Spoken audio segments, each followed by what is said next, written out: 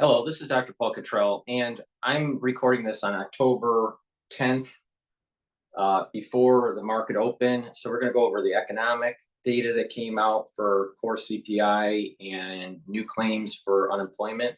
And we're going to go over what's going on in the Middle East, maybe a little bit about the election and anything that comes up with the hurricane. So please go to my store, the-studio-reykjavik.com. The link is in the description of this video. It's the-studio-reykjavik.com. Get Max 35 or Max 14. This is part of my health protocol, anti-aging protocol.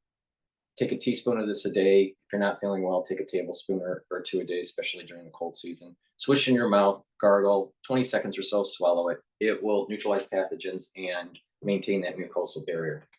Get the structural nanosilver soaps. These structural nanosilver soaps are high quality, will help to neutralize pathogens. But in addition, I have it in 5 different varieties. And the 2 varieties that I'm showing on the screen here are lemongrass and the charcoal tea tree. So please go to my store and pick up a couple bars for your household. They're very high quality soaps, much better than the Procter and Gamble stuff that you buy at the store, because their products are full of chemicals. The structural nanosilver toothpaste, very high quality toothpaste. This is going to be the best toothpaste that you can buy. So go to my store, get a few tubes of this toothpaste. In addition, this whitens your teeth, freshens your breath, neutralizes pathogens, helps to improve your gum line, and with good oral hygiene, you can reduce cardiovascular disease and valvular disease. It's not the only way you get cardiovascular disease or valvular disease, but poor oral hygiene can cause problems with your heart valves and cardiovascular system. So please improve your health, improve your oral hygiene, and use really high quality toothpaste. All right, this is a very high quality toothpaste. It has no fluoride in it. Why? Because fluoride makes you stupid.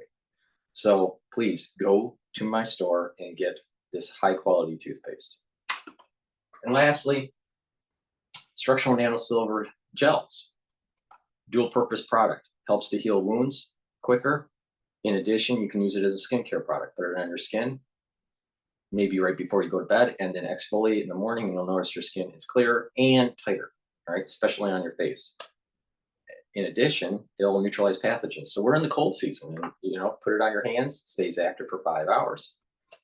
5+ hours, put it around your mouth, around your nose, around your eyes, around your ears. You can lightly coat your nostrils with this. You can't do that with Perel. Why? Perel evaporates because it's alcohol based, and Perel cracks your skin. Structural nanosilver gel heals your skin. All right, this is a very high quality product, neutralizes pathogens. You will need this during the cold season. Get a couple tubes of this. You will need it. And lozenges. Cold season in the United States. I am sure that you know someone that's sick, positive about it. So please go to my store and get the lozenges. The moment you have that irritation in your throat, make sure that you take these lozenges or drops. This one's in a 21 count. It's Manuka honey. Get a couple bags of the lozenges or a couple bags of the drops. I have it in honey and lemon in a 100 count, cherry drops in a 100 count, and blueberry in a 100 count. Get a couple bags for your household. Someone in your family may be sick. Someone at work may be sick. You might be sick. You know what? We're in the cold season. Mitigate it by taking the drops right away. The moment you have that irritation in your throat, take the drops or the lozenges. The structural nanosilver will neutralize the pathogen, and in addition, it will help to maintain that mucosal barrier. That's really important, because if you have a poor mucosal barrier, what will happen is that you are increasing the chances of getting an infection. So please go to my store and make sure you get this structural nanosilver drops or lozenges. So let's, well, they're on break right now. So let's see. Social Security Administration announces a 2.5% cost of living adjustment, I think they said. Okay, so here, let's go to Al Jazeera. See, I was going to do Bloomberg first, but let's do Al Jazeera because they're on. Bloomberg's on break here.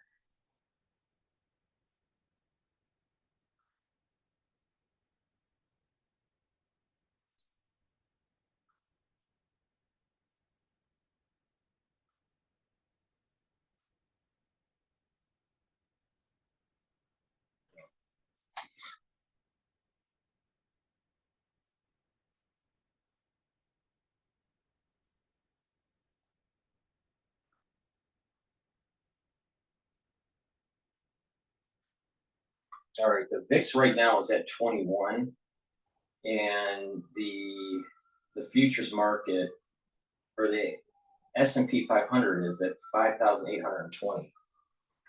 So we're above my target for the year. Now I still have a 5,800 target for S&P 500 by year end, and we're increasing the probability of hitting 6,000. All right, so and if people have been following me for months about, I've been saying this, it's all playing out. Let's see here. Are they back yet?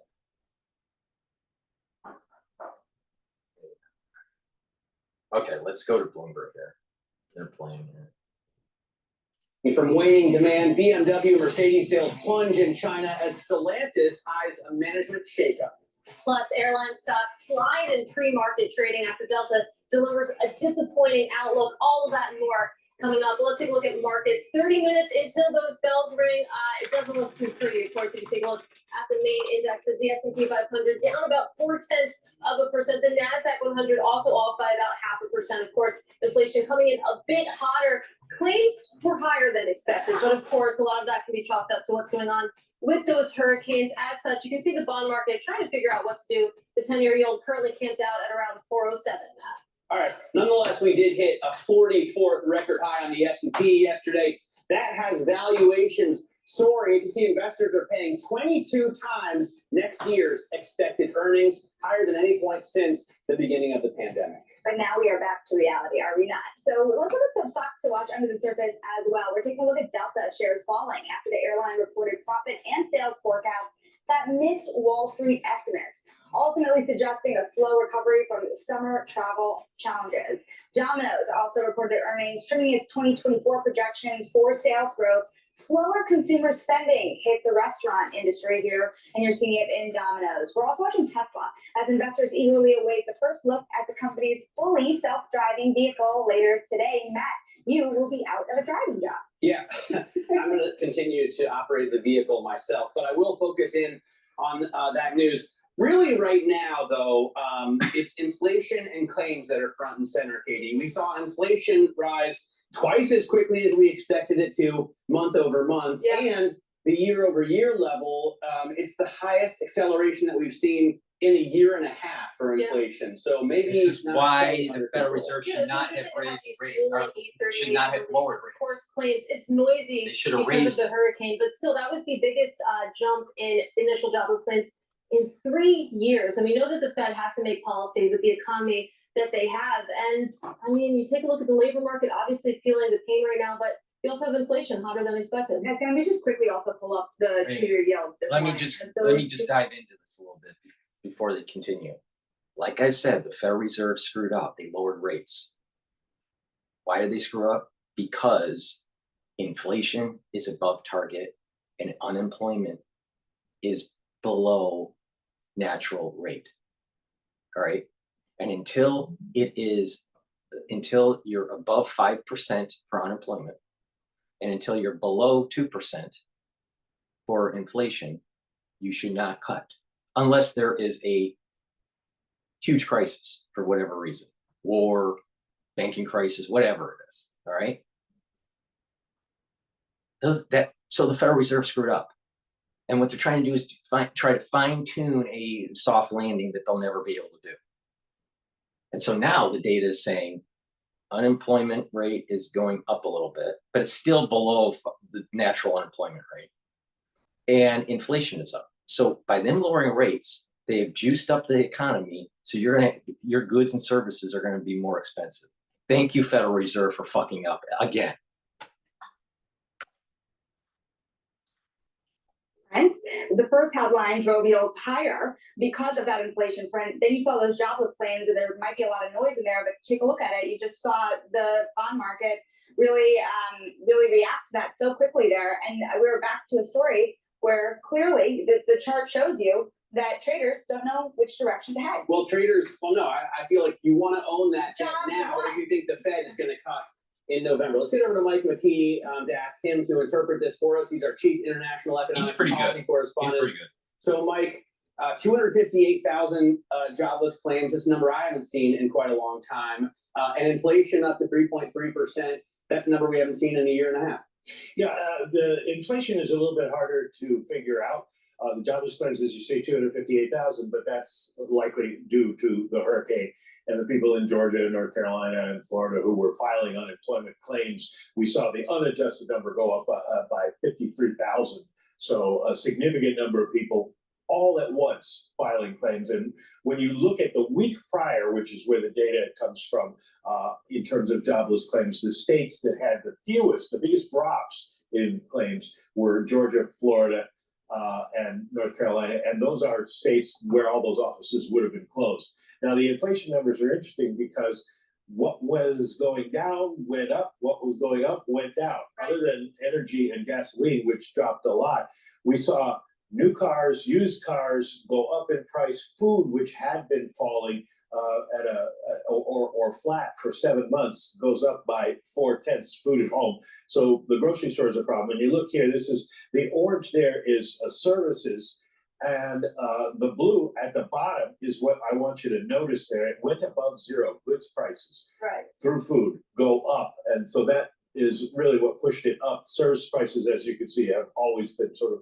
higher, although shelter costs only up 3/10, which we hadn't seen in a very long time. And you wonder about the market and what they're doing. You look at what swaps are showing right now for the November meeting, 85 basis points. In other words, less than one cut for November. Now, that's a residue and hangover from last Friday, but obviously maybe the CPI numbers feed into that fear, and people aren't sure that the Fed is going to cut. We get a lot of Fed speak over today, tomorrow, and next week, so watch that. We certainly do. And of course, we had the Fed minutes yesterday. And I do want to wrap that into the claims reading that we got, because we know it's very noisy, of course, with the hurricane. But going back to the Fed minutes, one of the passages in there was that many participants observed that the evaluation of labor market developments had been challenging. Increased immigration, revisions to reported payroll data, possible changes in the underlying growth rate.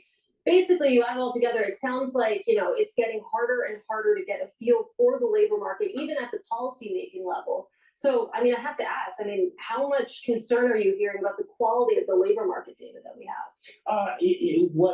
That question has been raised directly with some Fed officials that I've spoken with, and they basically say, We notice all these guys are wearing that we're not really worried regimental about. ties. We're just looking at lately. the non-farm payrolls. We're looking at JOLTS. We're looking at jobless claims, although this will kind of get tossed out. They're looking at all of the regional PMIs, the national PMIs, ISM numbers, and they're putting it together a kind of a overall look at it. Plus, they're always talking to CEOs and leaders. I was talking with some folks from ISM yesterday, and even though labor's been down in the manufacturing level, they say that companies aren't worried about it.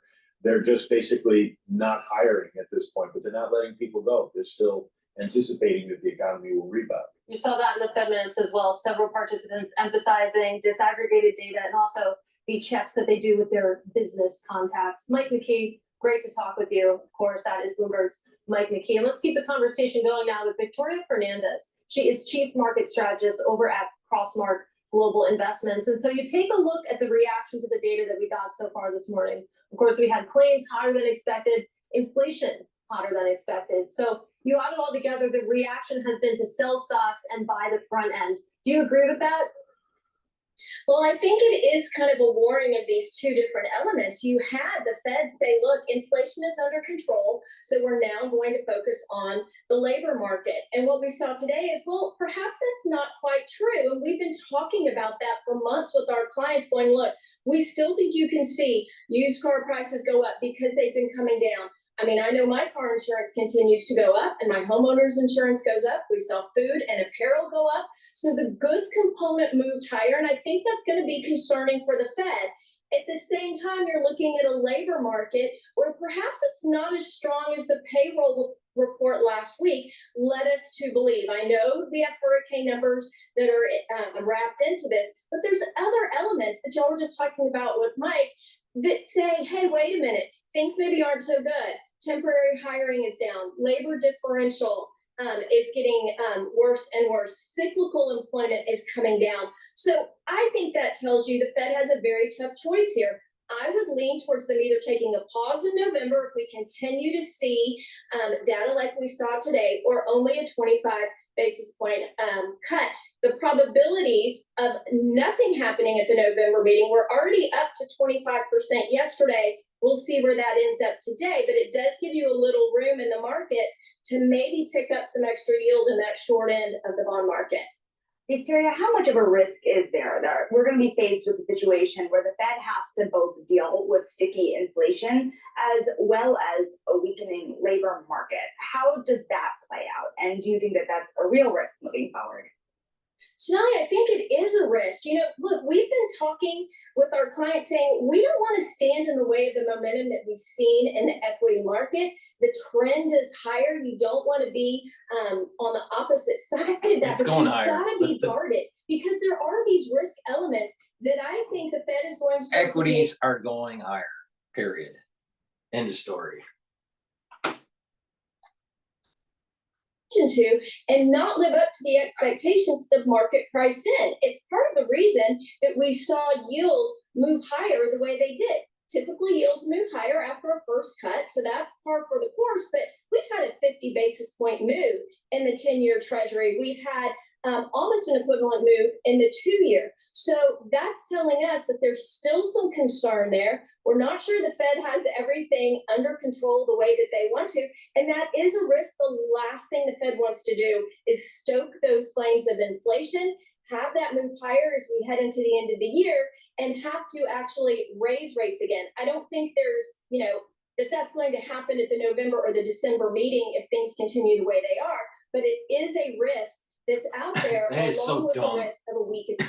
If the Federal Reserve raises rates now, they're going to lose total credibility. Total credibility. They're not going to raise rates. They may hold rates, but they're sure as hell ain't going to raise rates. They should have held rates for 2 quarters and waiting for unemployment to go up above 5% for 2 quarters and for inflation to be below 2% for 2 quarters. So they move too quickly. But they're not going to raise rates. There's no way they're going to blow up their credibility to the market. The market's just going to keep on going up because they juiced it. Don't be stupid. Labor market hurting the consumer. Well, and why continue to cut? I mean, we talk about a weakening labor market because of this week's data, right? But the last jobs number was, a blowout, and we're running at 3%. We hit yet another record high on the S&P 500 yesterday. Spreads are at tights. I mean, this economy looks pretty darn strong. Yeah, and right, exactly. Investors are paying 22 times next year's earnings. Like, that's right. sky high. If the market is too hot, you don't cut rates. You actually either stay at the rate, or you increase rates. You don't lower them. They screwed up. And the reason why they did it was political gain for the Democratic Party, because they wanted to juice up the market. Is that it is priced for perfection at 22 times. And we have obviously earnings really kicking off tomorrow with the banks. If earnings don't live up to the expectations that the market has, you can see that coming back pretty quickly, those valuations. Again, it's a reason we're staying guarded in this market. And yes, the economy is doing okay right now, but there are some yellow flags waving. I don't want to necessarily say red flags, but there are some yellow flags. And I think it's why the Fed does need to be cautious. You say, why cut it all? I think that should be part of their discussion. We saw in the minutes from the last meeting, not everyone was an idiot. She's just an idiot. The thing is, These yellow flags have been around for almost 2 years. And the only thing that has happened is the equities have been going up.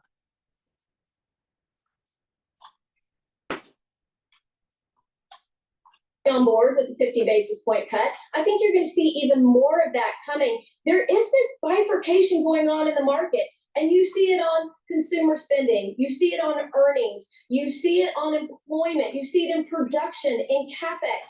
Different parts of the market are doing okay, whereas other parts of the market are really suffering. I think that means the Fed needs to really take its time.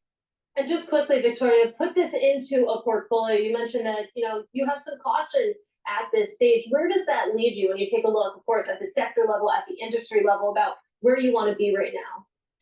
Right. So where you really want to be, what she's going to say is where you really want to be is a little bit in bonds and a little bit in stocks, most likely large cap. That's probably what she's going to say. I don't know, because this is live. But the thing is that what's going to happen is that in the broad market, S&P 500 index, it's going to go up. It's going to go up in the short term. By year end, you have a much higher probability of hitting 6,000 than being at 5,400. Assuming that there's not nuclear war or some crazy unforeseen thing that happens in the Middle East. But with everything that's playing out the way it is, most likely the S&P 500 is going to be closing at anywhere from 5,800 to 6,000 by year end. In the market, like I said, you want to take advantage of the momentum that we're seeing there, but look at some of the new areas that have actually taken some leadership. Some of your industrials, financials are holding in Large because cap. you see a yield curve that is steepening again. I think you can actually look at some of the staples or healthcare names, more of those defensive names that have come back over the last week, pick up a little bit there, but I would add some fixed income allocation and some dividend income oriented allocations to your portfolio to buffer. Now think about that. Now think about that for a second. The average person is 100% invested in the market now. All right. Now they may be putting in, some sort of money flow into their 401k. But you can't be that targeted in your 401k. Now, if you have an IRA, you can be a little bit more targeted. But in your 401k, most of that is mutual funds. So you can't be that targeted. Well, what she's saying. It'd be a little bit more difficult in a 401k. It's possible in an IRA, to pick individual stocks and, change your distribution, your monthly distribution into that IRA. But the average person is already invested 100% in the market. That's part of the reason why it's going up. All right. So you're not be able to. So she's really not talking to the average investor, the average quote retail investor. She's really talking to the institutional investor that's getting money flows from individuals, and they're managing their money, and they have built up a portfolio that's targeted. Trust me. All right. You want to just trust me on this. All right. The broad market is going to go up. Now, if you start trying to pick individual stocks, you're going to have idiosyncratic risk for those individual stocks. Now, it could be to your benefit, but it could also harm you. And that's the reason why individual investing of stocks is not a good idea in the long run.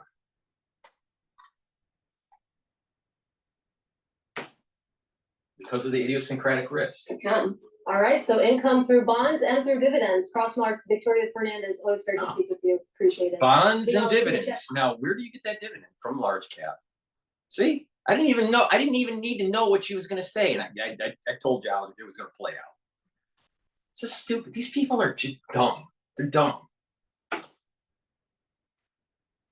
These futures, of course, less than 20 minutes until the bells ring, and we have a sea of red. You take a look at the S&P 500, the NASDAQ 100, both feeling the pinch, but in a big way, it's the small caps leading the decline. The Russell 2000 currently off by about 1%. Meanwhile, let's take a look under the hood right now. Small We'll do caps that. are leading the decline. See?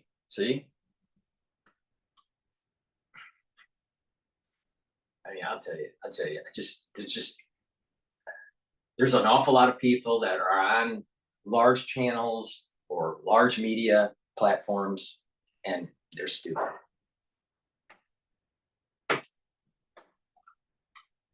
Maybe I'll do a little separate from the overall pressure that we have on stocks right now, Katie. We do have some stocks here under pressure for idiosyncratic reasons, starting off with the shares of PayPal down nearly 3%. This as Bernstein cuts shares to a market perform from See an what I mean? outperform, saying This that is- the company's this is what I'm saying. core, button that it This is what I'm typing saying. is more expensive.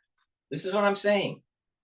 Individual investing in stocks has idiosyncratic risk, and you're not going to be able to play that whole diversification of a broad index. That's why I'm a macro trader, because this horseshit will destroy you. Than its competitors. So there could be competitive pressures in addition to interest rate concerns. We also have the shares of Pfizer lower. Two executives, former executives, have actually 10 times genomics down 28%. And this as they put up a disappointing quarter, missing both earnings and revenue estimates. There is a 7% bear short interest in stock on the year, already down 63%. Shamali, it seems as though a lot of these DNA testing companies, they had a limited population of people who wanted to participate, and now tougher moves ahead. And then here's Pfizer, down more than 1%, two former executives. And that's part of the reason why Virginia Atlantic guy, whatever his name, from the UK, the billionaire that looks like Mick Jagger with blonde hair. I forgot the hell his name. He was the one that did made his money in the music industry, selling music or something too. Interesting guy, but he's losing his shirt because of 23andMe, because he owns it, and they thought they were going to be able to monetize. So that whole sequencing genre of companies, no way. That they don't want to be a part of Starboard Value's turnaround efforts. Investors responding negatively, Shanali, to that news. Abigail, thank you so much for keeping an eye on all of it for us. Now, coming up, we're going to talk about Hurricane Milton moving off Florida's coast after cutting a path of destruction. We're going to bring you the latest. This is Bloomberg.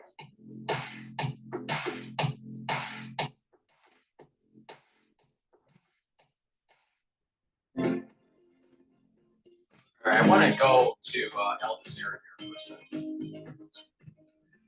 Provide a massive amount of humanitarian aid and of course finance for the Palestinian Authority.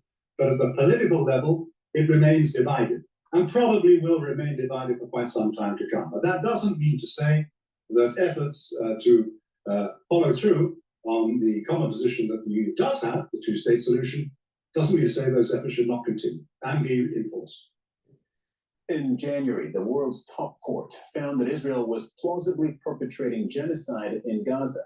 The International Court of Justice, the ICJ, issued several provisional measures compelling Israel to abide by the Genocide Convention and uphold international humanitarian law. With the war entering its second year, Israel is continuing to defy international court rulings. Michael Apple reports. 3 months into the war in Gaza, South Africa leveled the gravest of accusations against Israel. It's committing genocide. This killing is nothing short of destruction of Palestinian life. It is inflicted deliberately. No one is spared, not even newborn babies. At the time the case opened at the International Court of Justice, or ICJ, in The Hague at the end of last year, the death toll in Gaza stood at over 21,000 Palestinians, a third of. I'm not really sure that the international community should have so much power. I don't know. And erode the sovereignty of nations. And by the way, I don't believe the United States are part of the IJC. So please go to my store, the-studio-Reykjavik DrPaulCottrell.com and get the probiotics. I have two different types of probiotics. I have the veggie cap form, and I also have it in a powder form. I normally take the powdered form. The powdered one, you have a little scooper and you just mix it with your food. I mix it with hummus actually each afternoon, and just do it every day. Or you can take the veggie caps. It's up to you. All right, they're both very high quality. And the reason why you want to take a probiotic is that you want to bring down that gut inflammation, because chronic gut inflammation can cause disruption with the mucosal lining barrier. And when that's disturbed, you can get leaky gut, you can get infections, and you can actually have DNA damage with chronic infection or chronic inflammation. So you want to bring down that inflammatory response. In addition, good probiotics are going to allow you to digest your food better. You're going to have better metabolism and better communication between your gut and your liver and your gut and your brain. A lot of people don't realize that your mental acuity and your mood are affected by your gut biome because of this communication between your gut and your brain. So please go to my store, the-studio-reykjavik.com, and get these very high quality probiotics, all right, either in the powder form or the veggie cap form. Please go to my store, the-studio-reykjavik.com. In addition, I have a multivitamin. This multivitamin is easy to digest, and multivitamins are really important because they're cofactors for enzymes that are in your cell, for your cells, that if you don't have the right concentration of cofactors, those enzymes aren't going to perform as well. So your cellular metabolism isn't going to be as good. And the cellular processes won't be as good. They'll be subpar. So you want to take a multivitamin as part of your daily protocol. All right. Please go to my store, the-studio-reykjavik.com, and get this multivitamin. It's a great start to moving forward with your health. I've partnered up with Rainbow Herbals, and we've developed these deodorant bars that are dual purpose. They're used for deodorant as a deodorant. You use it every day. It's for males and females, but it also will help to detoxify your body. Why? It's made from natural ingredients from the Himalayas, all essential oils that are made, and those ingredients are from the highlands of the Himalayas, right? So please go to my store, the-studio-reykjavik.com, and get these deodorant bars. It's for males and females. Get a couple bars for your household. Very high quality, and it's dual purpose. I believe in providing dual purpose products the best that I can. So please go to the store and either get the citrus version or the peppermint, lavender, and tea tree. All right, what's going on? All right, I want to play Bloomberg here. Yeah, and our growth rate 6.3%, as I said, that's the fastest pretty much in ASEAN. And I think we're in the right place because there's really a lot of people who are looking at ASEAN as their big growth area. Hong Kong certainly is. Yep. So what's a prototypical type of investment that you guys would be See, this is important because as the hot money, as the central banks lower their rates from developed regions like the ECB or the BOE or even the Fed, as they start pumping money, it's going to be hot and it's going to go to equities and it's going to go overseas to Asia. We're looking at just 4 hours from Manila. You have a province called Mindoro, beautiful beaches. They're setting it up. They're setting it up for the investors to do this. Now they also happen to have 2 out of 5 of the wind corridors for the country, and so there's money that wants to go into renewables, but there's no grid. Okay, so if you don't have a grid, what's the point of it? Do you need outside investment from the IMF and others to make Mindoro work, Calpan and all that to work? We have enough. I mean, we're investing. We welcome co-investments, but we're looking at it, and we're hoping as we go along, we develop partnerships. We've been talking to several pension funds in Western pension fund, North American, and they're all very interested to start doing something with us. One final question: you've got a sovereign wealth fund. You're You know why they're doing the pension funds? 6% growth thing. What do you do? Because the outlays are getting more because more people are retiring, and they're going to have a shortfall, so they have to try to juice up their portfolio. All right, and they're going to try to be chasing yield overseas, and that's going to be a catastrophe. In short term, it'll be all right, but in long term, it'll be a catastrophe. Mark my words on that. Manny Pacquiao help you with your sovereign wealth fund. I know he's in politics, but can you get Pacquiao over to do some investments? Well, he's running for Senate on the administration slate, so hopefully we can get him to come along when we go on a road show, so that at least people want to see him. Mark is going to open up. Council Foreign Relations Ambassador and Admiral Stavridis with us yesterday. This is really front and center. Paul, I did not realize the growth rate there. Yeah. Of the Philippines on a relative that's basis. exactly right. Andrew Gunn, thank you so much for the Sovereign Wealth Fund of the Philippines this morning here. Yes. Maharlika. See, I love it. You should see my Filipino language at home. That's not good. It's just down in flames. Thank you so much. Andrew, thank you so much. I think the thing to emphasize about the Philippines is, since we've been kind of ignored for a long time, we're very humble and we're anxious for people to come in and our shingles up, and we hope people will consider us. We did not notice that at the King household. Thank you. Thank you. I greatly appreciate it this morning here. Futures down 18 right now. The VIX 21.09. Please stay with us. So they're on a time delay. In the Pacific Rim in your evening, we're out on YouTube. Subscribe to Bloomberg Podcasts across the nation on your commute. Bloomberg Radio. From New York City and Bloomberg 1130, stay with us nationwide. All right, so the market's at 5,774. All right, let's jump to Al Jazeera here.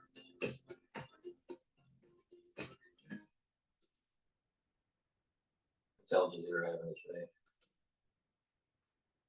Back to South Africa's own struggle. The main people who supported the liberation. Let's go. Okay, come on.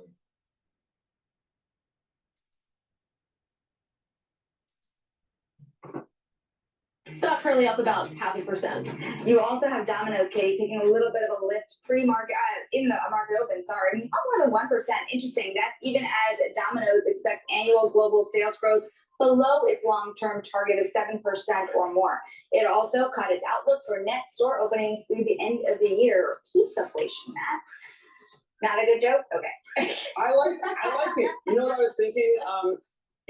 Back in the day, a couple of guys paid 10,000 Bitcoin for 2 pizzas, Yes. which would be worth about $60 billion. That's the worst trade ever? I don't know. Yeah, it has to be up there with the worst trades ever. All right, today, Tesla will unveil its fully self-driving vehicle. Shares are up about 70% since April, when Musk pivoted the company to a focus on AI. More on that in a moment, but we continue to see record after record close for the S&P 500 this year, 44 to be exact. Let's take a closer look with Bloomberg's Abigail Doolittle. Abby? Yeah, we may have losses on the day, but we do have big gains on the year. And in fact, sector-wise for the S&P 500 coming into today, 44 record highs, as Katie was talking about. Lots of stocks trading higher, including Vistra and NVIDIA. But from a sector perspective, you can see technology up 32%, communications up about 28%, and then utilities up 24%. And what makes this really interesting is the fact that, of course, utilities, because of the AI craze, getting this big boost. On bottom, real estate, but still up a healthy 8%, energy up 10.1%. So again, a very strong year. Now, relative to some of those big movers on the year, if we take a look at what's happening here, Vistra, that is the top stock, up 222%. Before we went on the air, they're going to be traveling pretty extensively over the coming weeks here. I suspect internationally, they're going to be asking you about your thoughts on the U.S. election coming up. How would you frame a response to some of your international clients? Well, I think that the major probable risk to the U.S. economy comes from the elections. And the economic policies of a new Trump administration will be very different than those of a Harris administration. If you take at face value what Trump says, he says, I'm going to impose tariffs on all imports in the US of 10 to up to 20%, up to 60% on those from China. He wants to devalue the dollar because he thinks it's too strong and has led to deindustrialization. He wants a more dovish Fed. We'll have a chance to change some of the leadership of the Fed. And the Center for Responsible Budgets just the other day said that his fiscal policy will increase the deficits and the debt by $7.5 trillion over the next decade. That's well above what the Harris will have it, but unquote only 3.5. And it will have a restriction to migrations, severe draconian restriction to migration. Not it's going to deport millions of people, but even not letting them in implies a significant reduction in the labor supply. So all these things together, all these policies, trade, currency, migration, monetary, fiscal policy, in my view, imply higher inflation, lower economic growth. So wait, so you have people in New York that are basically saying we have to have illegal immigration so we can have a good economy. I mean, this is why people need to push back on this. People need to say, you know what? Illegal immigration is illegal. Period. It's deflationary because whether it's immigration, whether it's the currency, whether it's trade, whether it's monetary fiscal policy, they are increasing inflation and they would reduce economic growth. So that and what is that economic growth? And what is that economic growth, Professor? Because when you have illegal immigration, you know, they're sucking up services, federal services, state services. So are they really producing a productive economy? I'm not really sure about that.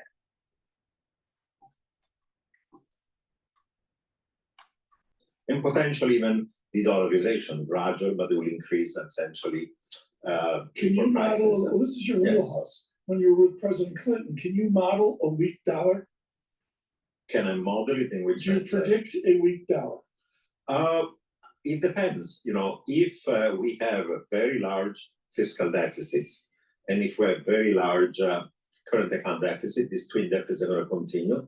In spite of the strengths of the private sector, I think at some point the bond market vigilante is going to wake up. And in the last few years, in spite of these twin deficits, the dollar was strengthening because we had tight monetary policy. And therefore, the capital account was essentially compensating for a very large current account deficit. But if that large current account deficit remains, at the same time, interest rate differential are implying that the capital inflow in the US are going to be less, let alone the fact that we're weaponizing the dollar and some country may be gradually de-dollarizing, that would imply over time a weaker dollar. Over time, I'm not talking about the crash of the US dollar, but the counter argument is that there is so much innovation in the US that the inflows of capital are not going to be into fixed income treasuries, but rather in equities. That has sustained, of course, the dollar for the last few years. If that continues, then that might be partially supportive of the dollar, leading to less of a weakening. Professor, most of us grew up with globalization as a theme, as something we learned and experienced. But that seems to have reversed itself a little bit over the last 4, 5, 6 years. A, do you agree with that? And B, will that continue?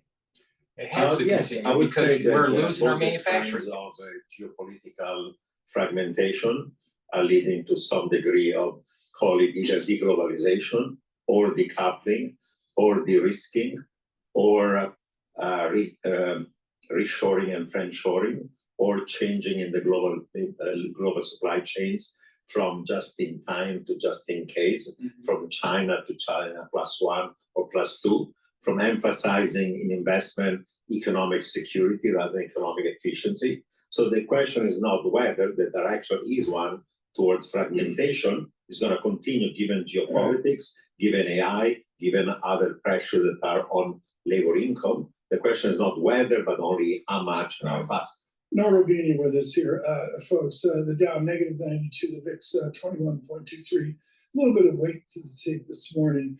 And Nora, with all that said, we're in a bull market tomorrow. JP Morgan earnings for the last 10 years, annual return on JP Morgan is 12, 13, 14, percent per year. How do you explain the lift in asset valuations in America?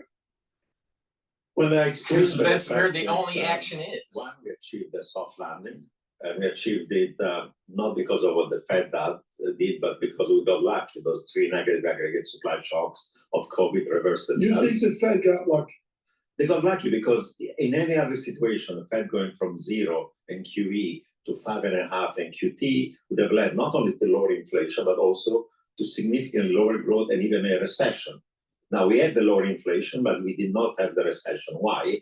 My explanation is that three negative aggregate supply shocks of COVID, the impact of COVID on supply of goods and services and supply chains and labor went away.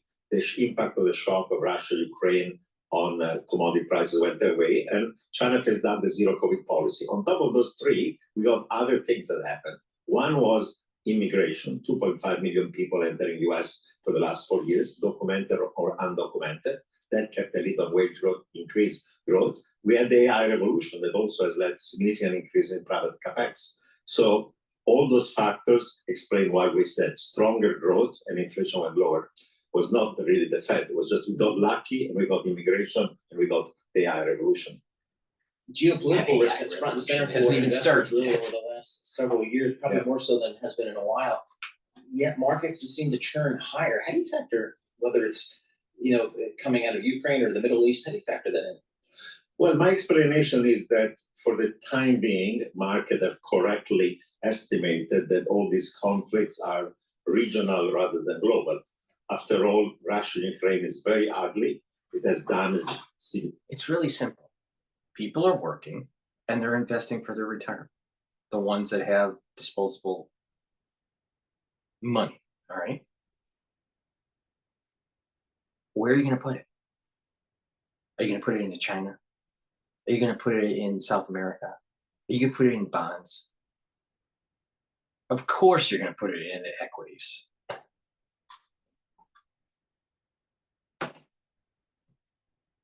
In the short run, or having global consequences. So the markets have correctly said these things are terrible for specific countries and region, but they don't have a global impact. Of all of them, I would say the biggest risk today is that if Israel were to go and strike Iran, and there's a consensus within Israel, not just on the right, Netanyahu, but even people that are on the opposition, like Benny Gantz has said, we have to get rid of this regime in Iran. Then if Israel were to go to try to achieve regime change in Iran, you could have really a conflagration at the Gulf.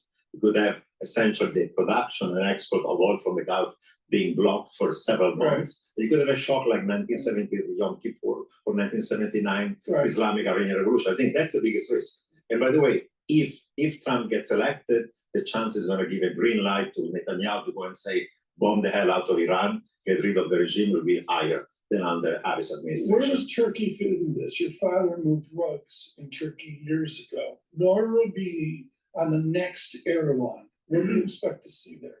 Well, the economy is still quite fragile. The good news that he put in place as finance minister, Mehmet Şimşek, was actually very mainstream and orthodox. Yeah, it's very good, and therefore inflation is gradually falling, but still too high.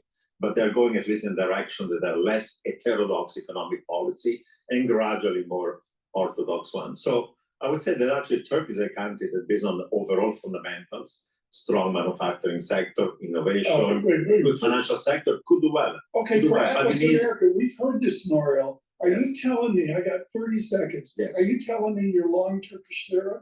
Is that going to be your first trade here? No, I'm not long Turkish lira because the inflation rate is still too high and the amount of monetary, fiscal, and credit tightening is not yet sufficient. But I'm saying it's exactly in the right direction compared to what was foreign countries don't have the same economic stability, even though they may are more volatile, and they may, in some countries, may have actually a higher growth rate, but they're unstable. The economy isn't as robust as the United States. So where's the money really going to go?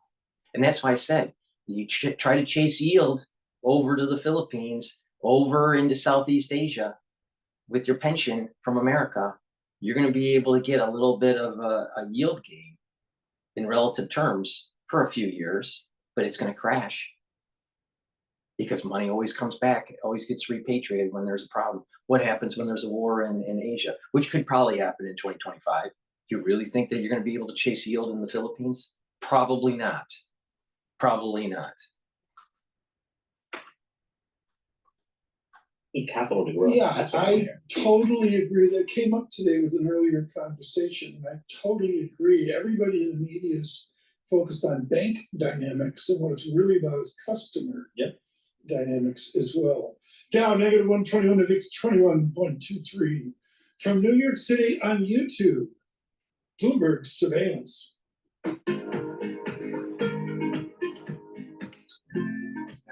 What's going on with LG0 here?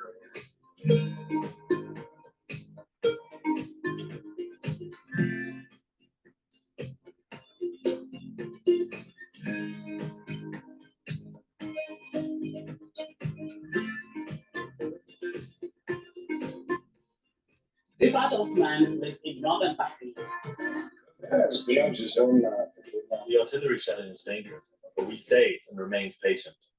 The first time, at the start of the conflict, it killed 2 people, and they also hit our health centers. But this is the For place. some reason, I'm not getting, good news out of Al Jazeera for whatever reason. All right, let's see what's going on. Firm says that the sportswear giant is moving in the right direction with the return of company veterans, including Elliott Hill as CEO. He starts on Monday. Next up, CFRA says that Lululemon no longer a buy, downgrading the company to a hold. Analysts over there say that shares are due for consolidation. And finally, we have JP Morgan raising AIG to a buy. The analyst says that the bullish view on the stock reflects its outsized EPS growth and attractive valuation, Matt. All right, interesting stuff there. I want to get to cars. The board at Stellantis is meeting to discuss the future of CEO Carlos Tavares this week. It comes as Tavares is planning, reportedly, a sweeping management shakeup in response to the company's disastrous profit warning. This, according to a source.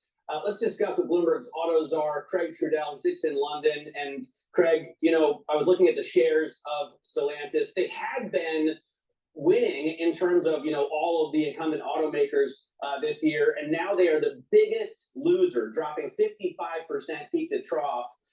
What can Tavares do?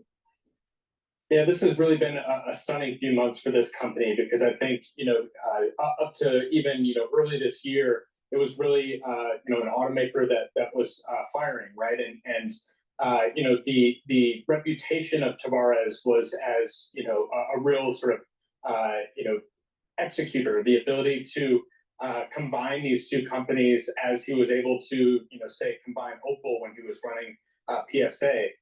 So he is, unfortunately, I think, for skeptics of this company, sort of resorted to more cutting in the face of signs that maybe what this company actually needs is product, right? And so can he prove himself as a product guy more so than just an operator? And I think that's the big sort of open question here. And just to focus on the Palace intrigue for a little bit longer, what about Tavares's own future? Because of course you've reported that board members are also expected to discuss his future during the 2-day meeting. Of course, Bloomberg has reported that the chairman has started looking for a successor to Tavares, whose contract ends in early 2026. Is it possible that he goes before then? I think it's unlikely that we would see him get the push, especially just at this juncture. I think one of the things that makes Stellantis so fascinating is it's kind of like running the UN in the sense that you have very, very strong interests of the Italians, of the French, of the Americans. It's a company that is really complex, and this is going to be a really difficult succession search if you're John Elkann. And so, whether or not they would be able to quickly sort of pivot to a new leader when they have Tavares under contract for a good while longer now, I think it would be a real shock and would not necessarily inspire a whole lot of confidence in the company at a time when morale is already quite low. I wonder about General Motors. I was looking at the fact that company's stock has dominated automakers. It's the only one of the big incumbents that hasn't fallen this year. It's doing very well. However, General Motors and Ford have the lowest valuations in terms of enterprise value to operating profit of any company on the S&P 500, and there are 503 companies on that index. Our own Joel Levington from Bloomberg Intelligence makes the argument that they have enough cash left over to buy 40% of their shares. Is it potential that we see a share buyback coming from GM? Well, I think that's actually part of what's driven such a strong year for Mary Barra is the fact that, around this time last year, this was a company that was really struggling with its investments in electric vehicles and robo-taxis. We had a really ugly incident with Cruise, their self-driving vehicle unit. And she really made a sort of, huge decision. No one wants to buy these SUVs, all electric vehicles. Maybe a hybrid, maybe, but these all EV vehicles, no one wants to buy. Why? Because where are you going to charge it? It takes too long to charge. The damn thing blows up. No one wants them. Late in 2023 to put off some of the electric vehicle projects that they had, both vehicles themselves and batteries that went into them. She's really made some dramatic moves in bringing in new leadership of the battery business, and she's taken quite a bit of money off the table for Cruise to go through and really sort of honed in on what this company does best, which is make big pickups and SUVs that they make a lot of money off of. And in the meantime, they were going to buy back shares and really, do a significant amount of returning to shareholders, and that really kind of touched off a bit of a trend in the industry where others. I suspect that if Trump wins, that the American automakers are going to rally. Analysis is spot on that there may be more to buy in the near future. All right, Craig, unfortunately, we got to leave it there. Really appreciate your reporting. That is Bloomberg czar, Craig Trudell. Now, coming up, FTC Chair Lena Khan says that there's a lot more work left to do, even as major Democratic donors call for her ouster. That's next in our Wall Street Beat. This is Bloomberg.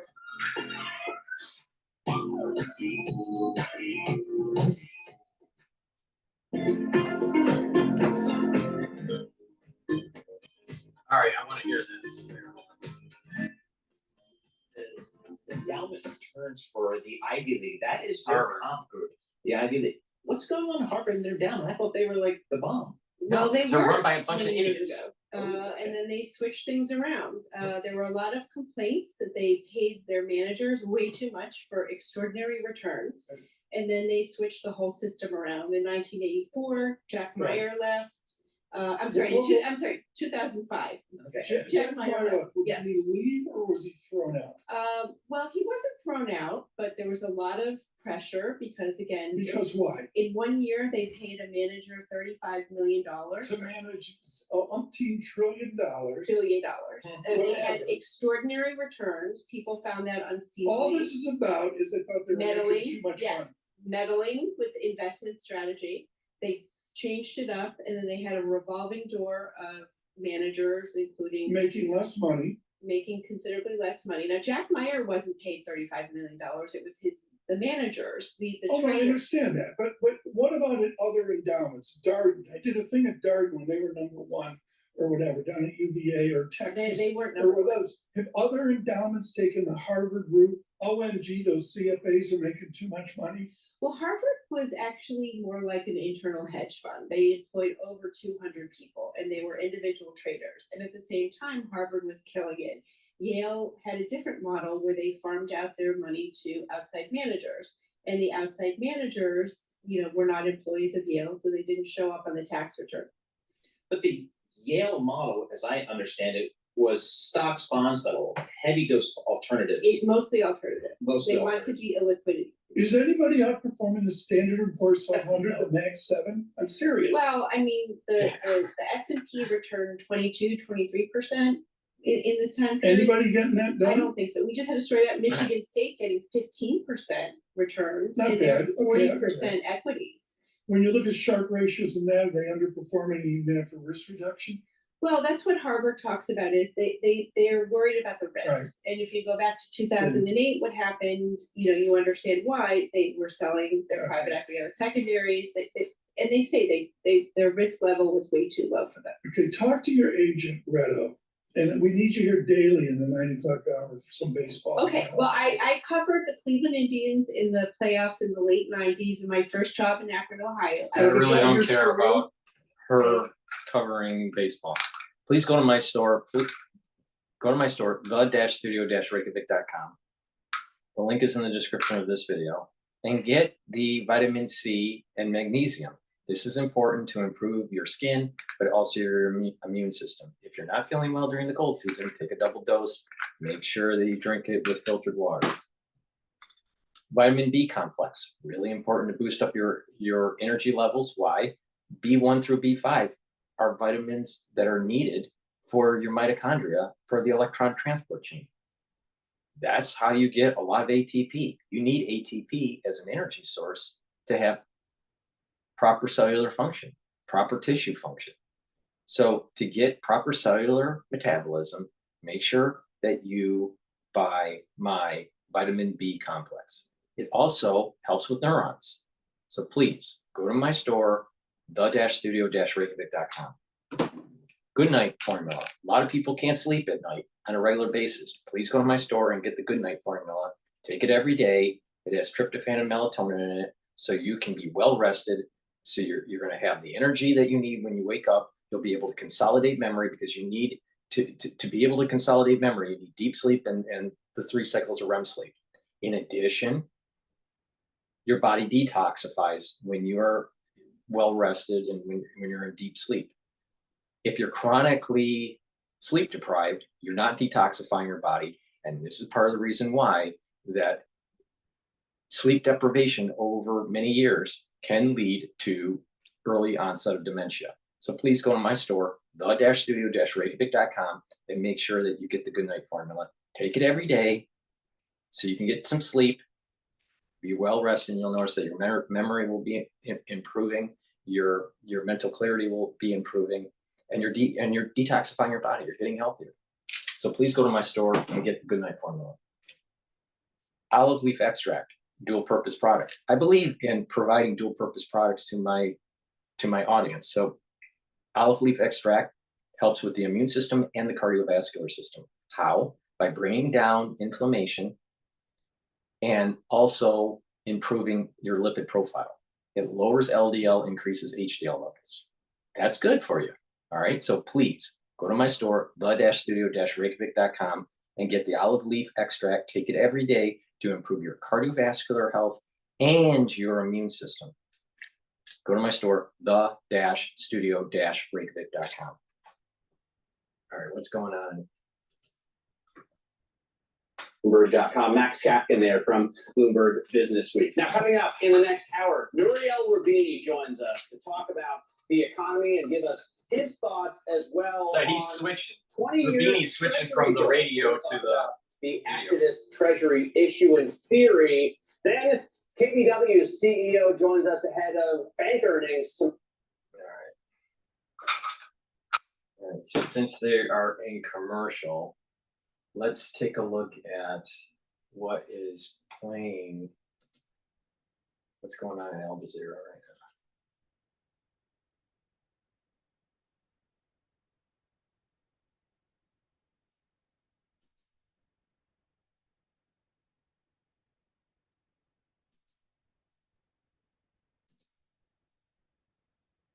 See, sometimes Al Jazeera plays some stupid stuff that I don't like watching. Our special coverage of Israel's war on Gaza 1 year on, and rapid developments in the Middle East. From Gaza, where Israel is laying siege to the north of the Strip, to Lebanon, where Israel continues to strike positions in the south. Stay with us. Oh, they're going to commercial too? Everyone's going to commercial? Come on.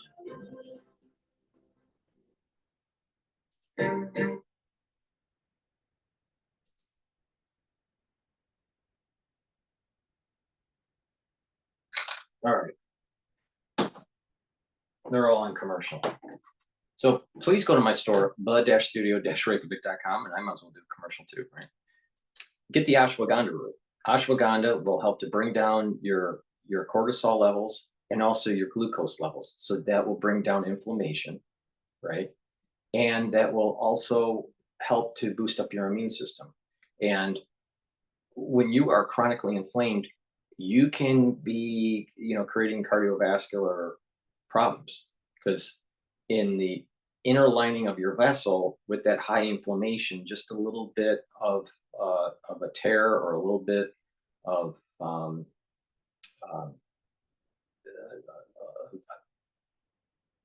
barrier disruption can lead to plaque buildup.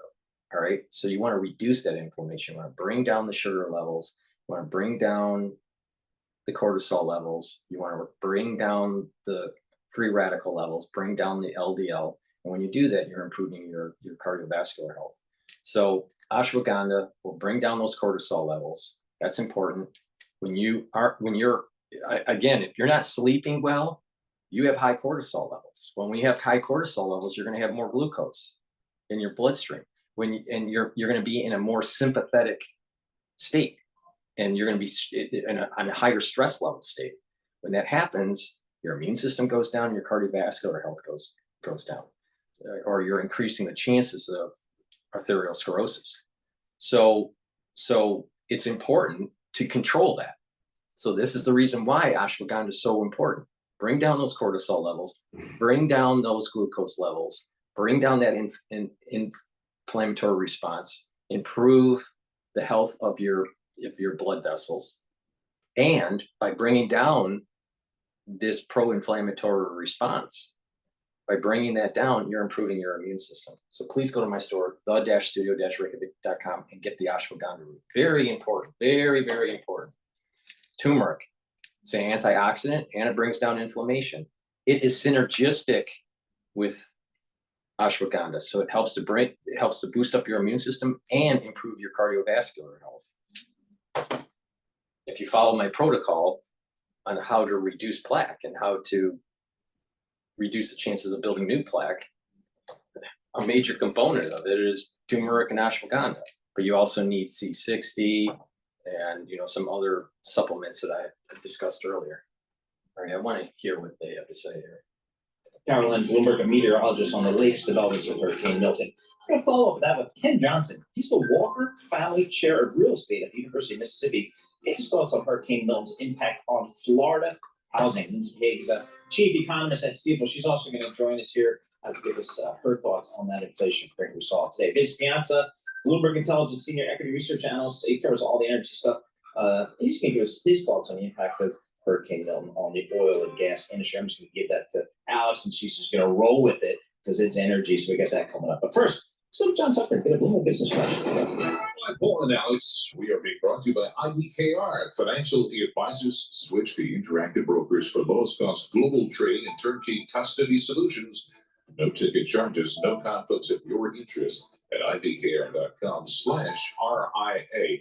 Major stock averages lower to little change. You have 6 of the 11 major industry groups in the S&P 500 down. The biggest drag right now coming from industrials and utilities. The best performer, the Dow Jones Industrial average 82 points lower. That's down 0.2%. S&P 500 is 13 points lower, down about 0.25%. And the Nasdaq Composite Index 52 points lower. That's down 0.3%. The underlying U.S. inflation data rising more than forecast in September. So that represents a pause in the recent progress toward moderating price pressures. The so-called core consumer price index that increased 0.3% from August and 3.3% from a year ago. Shelter and food combined, they accounted for over 75% of the overall monthly advance. Meantime, we also had data on the jobs market. Applications for U.S. unemployment benefits rising last week to the highest in over a year. And that's what the bond market seems to be focused on, a 2-year yield, which is more policy reactive. That's down about 5 basis points. That is under 4.397. The 10-year unchanged, 4.07%. And to check the markets for you all day long, right here on Bloomberg Radio. I'm John Tucker, and that's your Bloomberg Business Flash. Paul and Alex. Hey guys. Hi, Alex. Happy Thursday. Yeah, Happy right. Friday Eve. It's a day. Alex Steele, Paul Sweeney, John Tucker, Bloomberg Intelligence Radio. I want to get you more on Hurricane Milton. Here's the latest.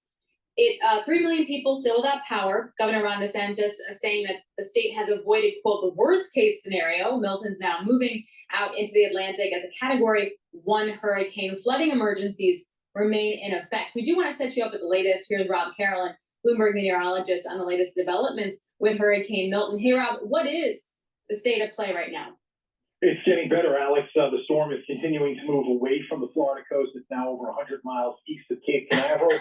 The winds along the Florida coast continue to drop off. We're now just seeing some gusts in northeastern Florida over 40 miles an hour. Certainly can see a reflection of that power being out to more than 3 million people in the data.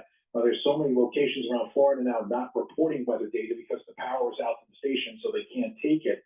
But the good news is the rain is almost over. We've just gotten out some scattered showers from Jacksonville along I-95 all the way down towards Melbourne. That's about it for precipitation. So from here on out, it should start getting much, much better across the entire peninsula. Rob, I'm just recently looking at some amazing footage of Tropicana Field and how that entire roof was just really torn right off of that. Now, granted, that's a terrible place to watch a baseball game, but that's a real shame for there. Talk to us about Tampa and kind of how it was impacted or maybe missed a little bit. Well, the good news is it did miss a bit. Our big concern yesterday was where exactly was the eye going to cross the coast. We mentioned that if it went somewhere between Bradenton and Port Charlotte, that would be a good scenario for Tampa in regards to storm surge. That's what happened. Lido Key is where the eye went overhead at about 8:30 last evening. So the winds blew the water out of Tampa Bay. The Tampa Bay area immediately was not affected by a huge storm surge, where the storm surge was bad. Was south of Tampa. I've seen reports from Sarasota southward of about a 10-foot storm surge. In northeastern Florida this morning, we've had a storm surge of about 3 to 6 feet. The really good news was the storm certainly weakened just before it went inland, and that has resulted in winds not being quite as high, especially away from the coast. I've seen numerous reports of gusts over 100 miles an hour last night around Sarasota and other areas in the west central Florida as it went inland, but only about a 74-mile-an-hour gust last night at MCO. And as you look at the gusts along the east coast of Florida in the early morning hours of this morning, most places were gusting to about 75 or 80 miles an hour, and that's certainly below what it could have been had the storm been a little bit stronger as it went inland. All right, Rob, thank you so much for your reporting over the last several days, really over the last couple of weeks here with all the hurricane activity. Rob Carolyn, Bloomberg meteorologist, giving us the latest on Hurricane Milton. Let's get back to the markets here. Got a little bit of red on the screen, not much here. But let's see where the action is under the hood. We do that with Norma Linda. She is the equities reporter for Bloomberg News, and she joins us here in our New York City studio. Nora, what are you looking at? Well, keeping an eye and continuing that conversation about the hurricane, I'm still keeping an eye on insurance stocks. So we are seeing them rally this morning after we did see expectations of Hurricane Milton being super extreme, paring back a little bit. So we are seeing a rally more broadly across that sector. But I'm also keeping an eye on a lot of stocks that create generators. So they are currently lower, but if it does have the potential for multiple outages, that could be, it could be a tailwind for them. Let's hope that that's not the case, though. Sure. Yeah, of course. It's also interesting. And like Mosaic is a top performing stock in the S&P, for example. Like, why? They make fertilizer. There's a lot of fertilizer plants in production in Florida, so it could be a price thing there. So it's all those little intricate ways of looking at how to manage a storm in the equity market. No pun intended. Delta Airlines, they reported, we knew there were going to be issues because the CrowdStrike, Microsoft issue an outage, but it seemed like it was a little more than that. Exactly. I mean, I think that a lot of people are coming in thinking about CrowdStrike more broadly, especially as we're thinking a lot about these travel stocks, but we are seeing shares of Delta lower in trading. But one thing to note is that the stock is trading ex-dividend today. So something to keep in mind as you're looking at percentages. But right now we have shares down about roughly 2%. And this is after the company issued fourth quarter sales and profit forecasts that fell short of Wall Street estimates. But really, they were looking at the summer in which there was an oversupply of U.S. flight capacity that left many carriers scrambling to cut ticket prices and also pull back flying plans. So that has really weighed on the stock, and a lot of people are looking at Delta to see how it will move forward in addition to a lot of its competitors here. So I guess the post-pandemic travel surge, that's played out, I guess. Apparently so. Airlines. So now we're getting back to, I guess, more normalized activity, normalized, then I guess all the airlines had to adjust their fleets and their capacity. But you did say that the holiday season still looks good. I was just surprised that do people really not travel because of U.S. elections? I was about to bring that up. Apparently that's true. He goes back. for years, but I don't get it. And I've been listening to the commentary today. It's interesting. You know, companies throw out things all the time, All right, little I'm gonna- things I'm just gonna to drop into, brace in you know, case there are something. Coverage of Israel's war on Gaza looks at how millions of people around the world took a stand to demand a ceasefire. Plus, 4 people are dead in Florida's Hurricane Milton as emergency crews work to rescue people trapped in their homes.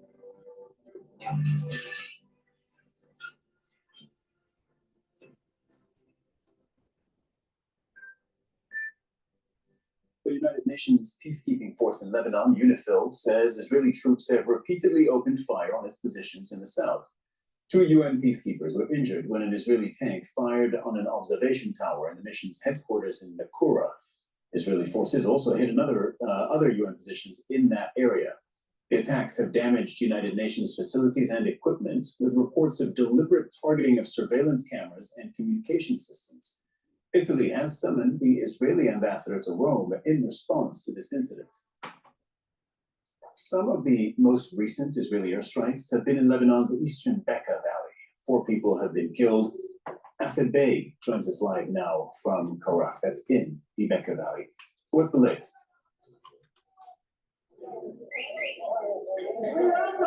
Well, there was an airstrike on this building behind me in a residential area in Karak, near Zahle in Bekaa. Now, what we know from the authorities so far is that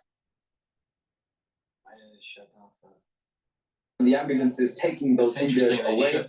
Fire crews are still on site trying to put out some of those fires. We've heard some noises behind us. We believe still some rubble and floors collapsing.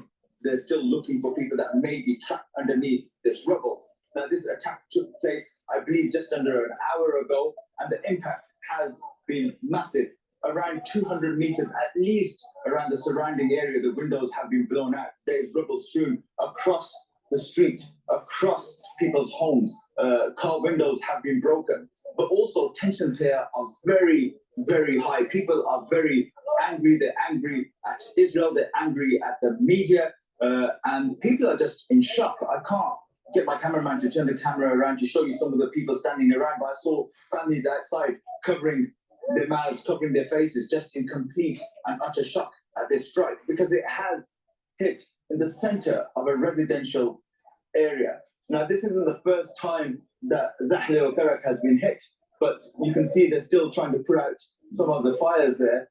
But increasingly, we're seeing more strikes on residential areas across Bekaa as Israel intensifies its air campaign, not only in southern Lebanon and Beirut, but here in Bekaa in eastern Ukraine. But so far, what I can tell you is that the latest figures are 4 people killed and 17 injured. And we have heard from the authorities that there may be some people still trapped underneath. That's Al Jazeera's Asad Bey there with the very latest reporting from the Bekaa Valley. Thank you very much, Asad. Now, Israeli strikes in southern Lebanon have killed at least 10 people, including 5 medical staff. Lebanese healthcare workers say that they're facing unprecedented dangers as a result of Israel's military campaign. In the past 3 weeks alone, at least 55 paramedics have been killed in Israeli airstrikes. Many first responders say air raids often follow their arrival at rescue sites. The World Health Organization says at least 40 health centers and 2 hospitals have been forced to stop operations. It also warns of potential medical supply shortages since operations at Beirut Airport have been disrupted. Mirna Dumet is a faculty member at the School of Nursing at the American University of Beirut, and she said living under bombardment creates a constant state of fear and uncertainty. No kidding.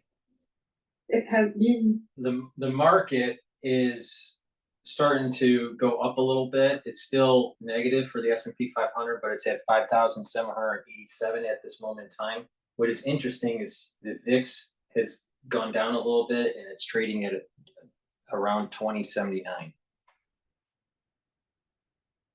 And oil is trading at 74.40.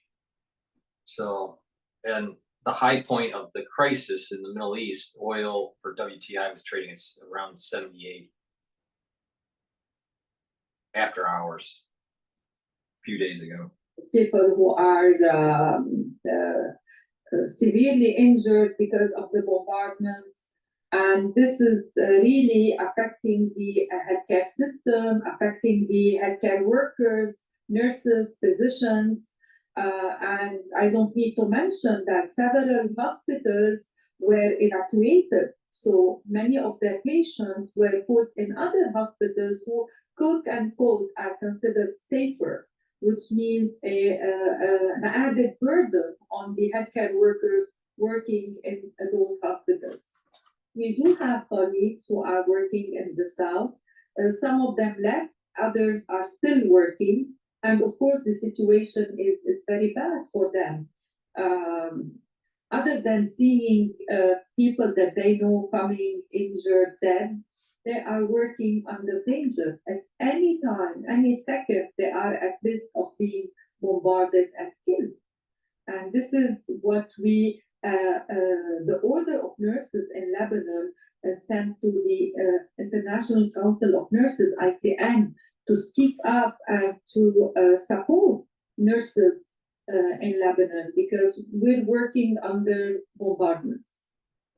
Israel has continuously bombarded Beirut's southern suburbs, saying it is targeting Hezbollah sites. Many of those living in the densely populated Dahye area have fled, but those who haven't been able to leave say they're terrified. My neighbors might flee as well. The building just shakes. You can't stay in because the strikes are close.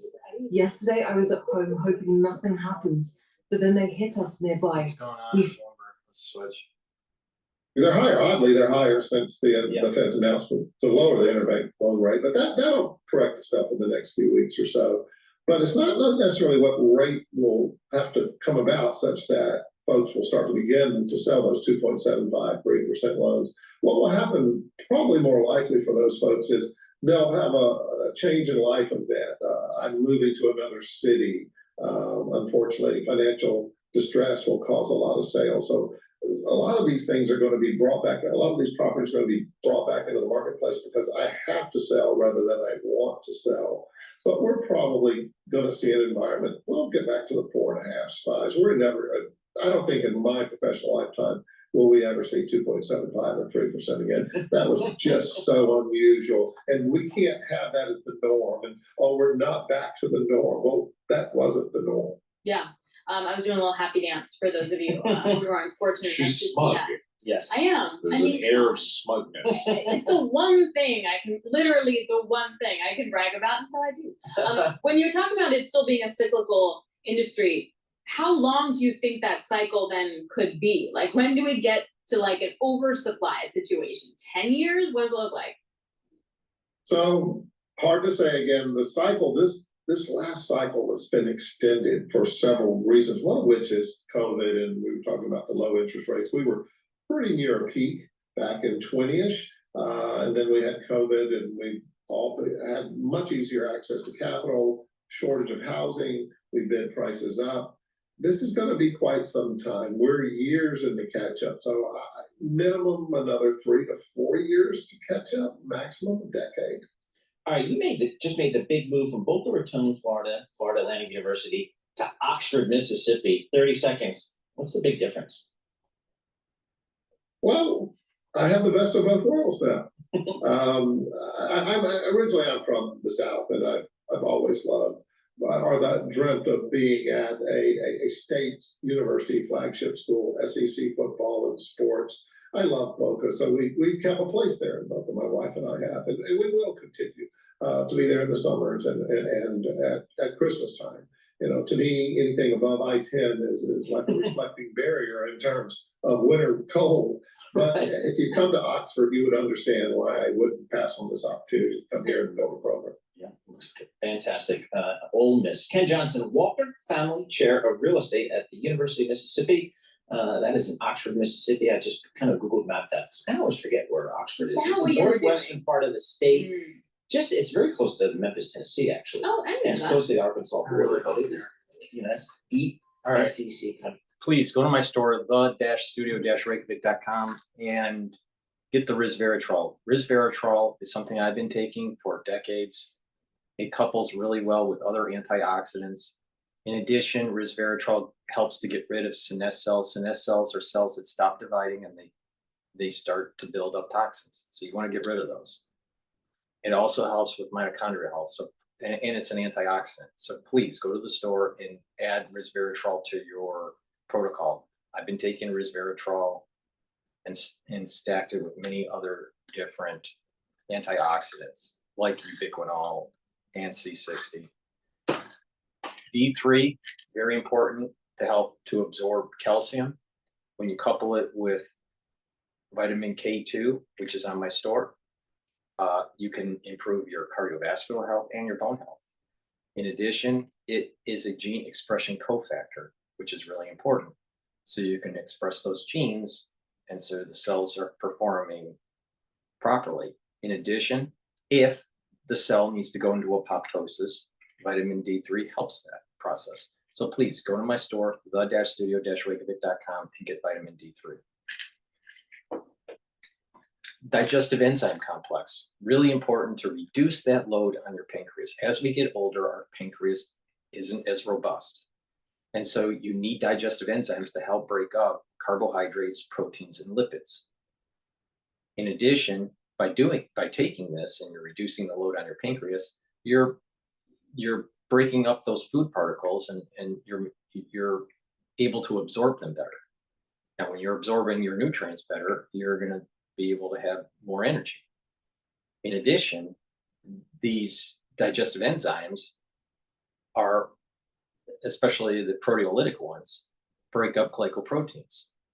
And bromelain, which is in this digestive enzyme complex, helps to break up clots because it's fibrinolytic.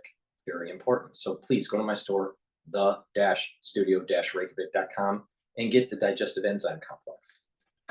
Lastly, lignans. It's a powder. You mix it with water or with your food.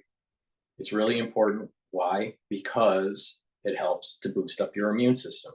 All of our immune systems are trashed. It's really important to boost up your immune system, especially in the aftershock of 2020. So what you need to do is take this every day. It brings down inflammation, all right, and it's an antioxidant. Are you starting to see a theme here? Neutralize pathogens, soak up those free radicals with antioxidants, and bring down inflammation, and you'll get healthier. Amazing how that works. Please go to my store, the-studio-reykjavik.com, and get this very high quality product, all right? Take it every day. There's a scooper, it's a powder, you mix it, bam, and will improve your immune system. Now, I want to go to Al Jazeera and see if they have anything. Plastic bag is shredded. He was able to recognize already from the clothes that she was wearing. That's the hardest part that we have been seeing so far here at the hospital. The situations continue to be very difficult inside the emergency department, where medical staff are pretty much unable to provide any necessary medical intervention to save lives. The operating theater is fully packed, and many of the injured are still on the floor of the emergency department waiting for their turn to have surgeries and to be saved from what's going on. Here's what we know from what we've seen so far. The bomb that was dropped by the F-16, packed with nails, packed with pieces of metals and shrapnel that cut through the flesh and caused severe bleedings. Many of the victims arriving at the hospital, already their blood filled up the courtyard of the hospital the moment the door of the ambulance vehicle opened. And we're seeing this happening inside the emergency department. Cleaners were rushing just to clean up the mess that was caused by the blood that fully soaked the entire area. The situation continued to be very tragic and very difficult at all levels here at the hospital. Hani Mahmoud reporting there from inside the Gaza Strip. That's the scene just outside the hospital in Deir al-Balah. Thanks to you and your team, Hani. Now, the Israeli army is also laying siege to the Jabalia refugee camp. That's in the north of the Strip. They're preventing the entry of food, water, and medicine. An employee of Gaza's civil defense based in the Jabalia refugee camp says Israeli forces are targeting medical teams. For the past 6 days, the Jabalia refugee camp in northern Gaza has been under a heavy siege imposed by the Israeli army from all directions. This is coupled with intensive aerial bombardment by Israeli warplanes, drone attacks, and artillery shelling. These attacks have been uninterrupted, mostly targeting residential areas and sheltering centers. The Israelis had issued warnings for residents to evacuate, the entire Jabalia area. Yet thousands of Palestinian civilians are holding their ground, be it in their ruined homes or sheltering centers. Both Kamal Adwan and Al-Awda hospitals continue to serve our people, despite repeated threats by the Israelis to turn both hospitals into ruins, just like what they did to Al-Shifa Hospital. Oil just broke $75 a barrel, WTI. Appeal to the international community to help maintain the few hospitals operating in Gaza and to continue providing minimum healthcare services to our people who are suffering under merciless bombardments and ruthless shelling by the Israelis. Dead bodies are decomposed and eaten by stray dogs, and many survivors are left to bleed to their death. If those hospitals come out of service, it will be a disaster. The Israeli army continues to target civil defense and paramedic teams, preventing us from even reaching out to the victims to recover the dead or help survivors. However, we will continue to serve our people no matter what. We reiterate our appeal to the Red Cross, WHO, and the entire international community to at least help coordinate access for medical teams into the affected areas, simply to help save lives. Still ahead on Al Jazeera, painting Palestinian heroes. We meet the graffiti artists on the streets of London who are. But that doesn't necessarily mean that the economy is re-accelerating. So we kind of want to understand the nuance here. Here's Lindsay Piggs, chief economist over at Stifel. She joins us from Minneapolis. Lindsay, how would you categorize the CPI data this morning? And does it change the trajectory at all for the Fed? No, it's not going to change the trajectory of the Fed. It's not going to change the trajectory of the Fed because the Fed fucked up and they can't go back because they're going to lose credibility. So they're just going to have to suck it up. And not only that, they're trying to juice up the market for Harris. Desperately to reinstate price stability. Now, it's important not to look at one data point. That's never enough to sway the Fed in one direction or the other, but we do have to put this in the context of an ongoing lack of even downward momentum in prices. At best, inflation has been uneven, moving sideways for the past couple of months. And so this really underscores the need for the Fed to remain focused on reaching that 2% target. Now, last month, they were buoyed by this mounting concern for the labor market. But as we saw in the latest September labor market data, the employment reports are still near full employment. The data suggests the labor market is still very solid. And so I do think that at this point, the Fed's focus may be better directed towards that price stability component of the dual mandate.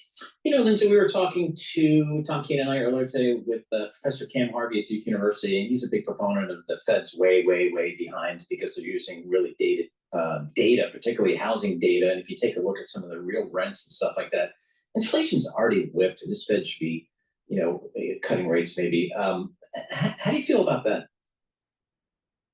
Well, I think there's a number of different ways to look at inflation. And sure, if we take out some of the stickiest components, you can get a much better read on inflation. But when we're trying to look at the overall price index for consumers, what we're feeling in terms of costs for goods and services out in the marketplace, that underlying core measure, which excludes food and energy because those are extremely volatile from a policy standpoint, that suggests that inflation is not, quote, whipped. And that the Fed's job of reinstating price stability has not been complete, and remaining on a downward trajectory back to 2% is not a foregone conclusion. So I would caution against that line of thinking. That could leave us in a very difficult position where the Fed takes a more aggressive approach to policy in anticipation of further improvement, only to find out we're not there yet. And the Fed either has to reverse course or simply has driven us into the most unfavorable scenario of stagflation at that point. But that brings us to the other data point, which is initial jobless claims. I know they can be volatile. I know you also have a Hurricane Helene as well as the Boeing strike impact. Like there's those reads too. So which path does the Fed follow? Like inflation slowing less than we thought, or initial jobless claims rising more than we thought? Well, I think you have to put the jobless claims, as you said, in the context of the events that are occurring in the economy at this point. Between the strikes and the hurricanes, we anticipated a lot of volatility. And you can tell that this is an outsized increase relative to the very calm trend that has been well established for the past couple of years. You also have to put this one weekly data point in the context of, again, that September employment report, where we see wages, we see job vacancies, we see the participation rate, we see top line hiring, all suggesting tight-ish conditions, lingering tight-ish conditions for the labor market, which does not support this pop in weekly jobless claims, again, which is primarily a reflection of some of these one-off incidents in the economy. The Fed knows that. The Fed is not going to adjust policy based on a weekly data point. But again, it does underscore this bifurcation among Fed officials. As we saw in the minutes yesterday, there are a number of Fed officials that are concerned about the labor market and say that we should continue to cut in anticipation of weakness to support the labor market and the broader economy, regardless of what it takes. On the other side, you have Governor Bowman leading the pack saying, no, there's still upside risk to inflation. And that's where we need to keep our focus, because without price stability, the economy doesn't work for anybody. How about the consumer, Lindsay? Given some of the data points you've seen over the last couple of weeks, what's your read on the U.S. consumer? Well, I think the consumer is surprisingly resilient at this point. The consumer is still out in the marketplace spending on goods and services, but they're doing so at a noticeably reduced pace. We've gone from double digits to 8 to 6, now down to an average pace of 3. Again, still positive, but a very clear second derivative decline or slower pace of positive expenditures, as consumers are feeling the weight of higher prices, higher borrowing costs, the resumption of student debt payments. And so we see consumers increasingly turning to these less organic measures for support in order to keep spending in the marketplace. We see 401k hardship withdrawals up double digits. We see consumers turning to an intergenerational wealth transfer. And of course, surprise, surprise. Do you really think that these one-time, things where you're taking hardship withdrawals from the 401k, or you're getting some sort of inheritance, that's going to be a long-term, structurally sound economy? Of course not. Of course not. And what's going to happen is the Federal Reserve is going to juice up the market, and equities will keep on climbing, because the hot money has to go somewhere. Yeah, absolutely. All right, Lindsay, thanks a lot. Really appreciate it. I still feel like it's all a Rorschach test at the end of the day. Lindsay Piegza, as she joins us from Stifel. Let's get back to the impact of Hurricane Milton. There's many ways to look at it. We just talked about the housing markets. Now let's talk about the commodity market. It's a supply and it's a demand issue. If you have to shut down rigs, shut down production, that's one thing. And at the flip side, you don't have people driving around. That's a demand issue. Let's see how long all of that winds up lasting. Vincent Piazza, Bloomberg Intelligence Senior Equity Research Analyst for Oil and Gas, joining us now. Hey, Vincent, how long do you think until we get a good sense from the oil and gas guys what the hurricane impact is? Well, I think we are seeing it right now. I mean, if we think about the Category 3s that we've seen go through the region, demand, at least demand that we're tracking right now, we're off roughly between 1.5 to 2 BCF a day, and it's really the impact on the natural gas side, because we roughly have, call it 3.5 million customers without power in the Florida area.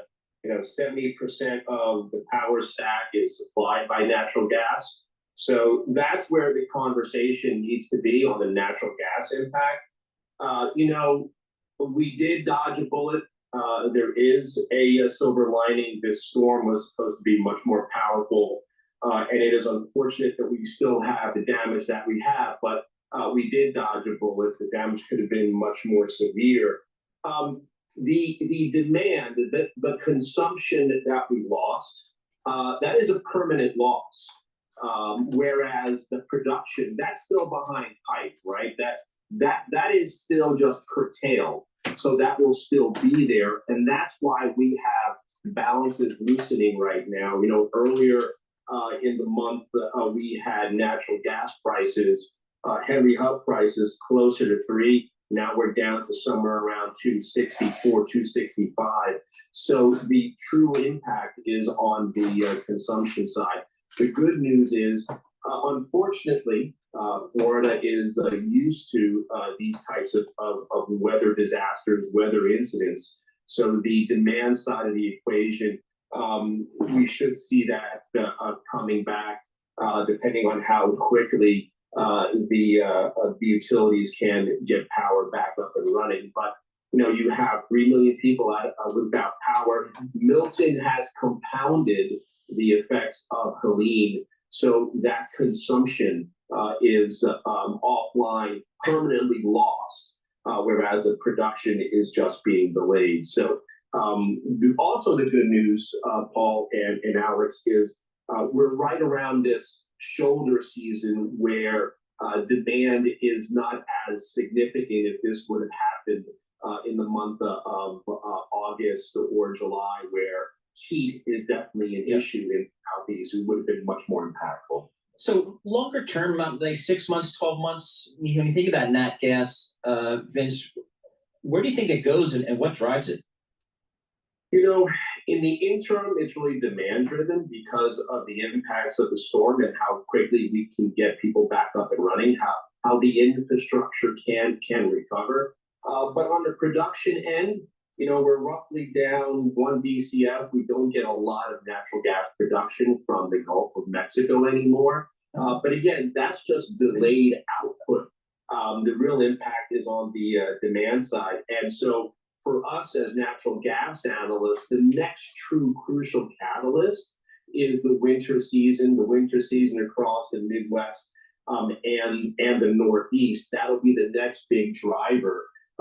But what we're going to see here is that as we get through this injection season, this shoulder season, we should have relatively sufficient natural gas in storage. So that should be a temporary weight on natural gas prices as we head into the winter season. So at that point, we turn to the amount of output. And quite frankly, the output is running a little hotter than what we would have expected at this time.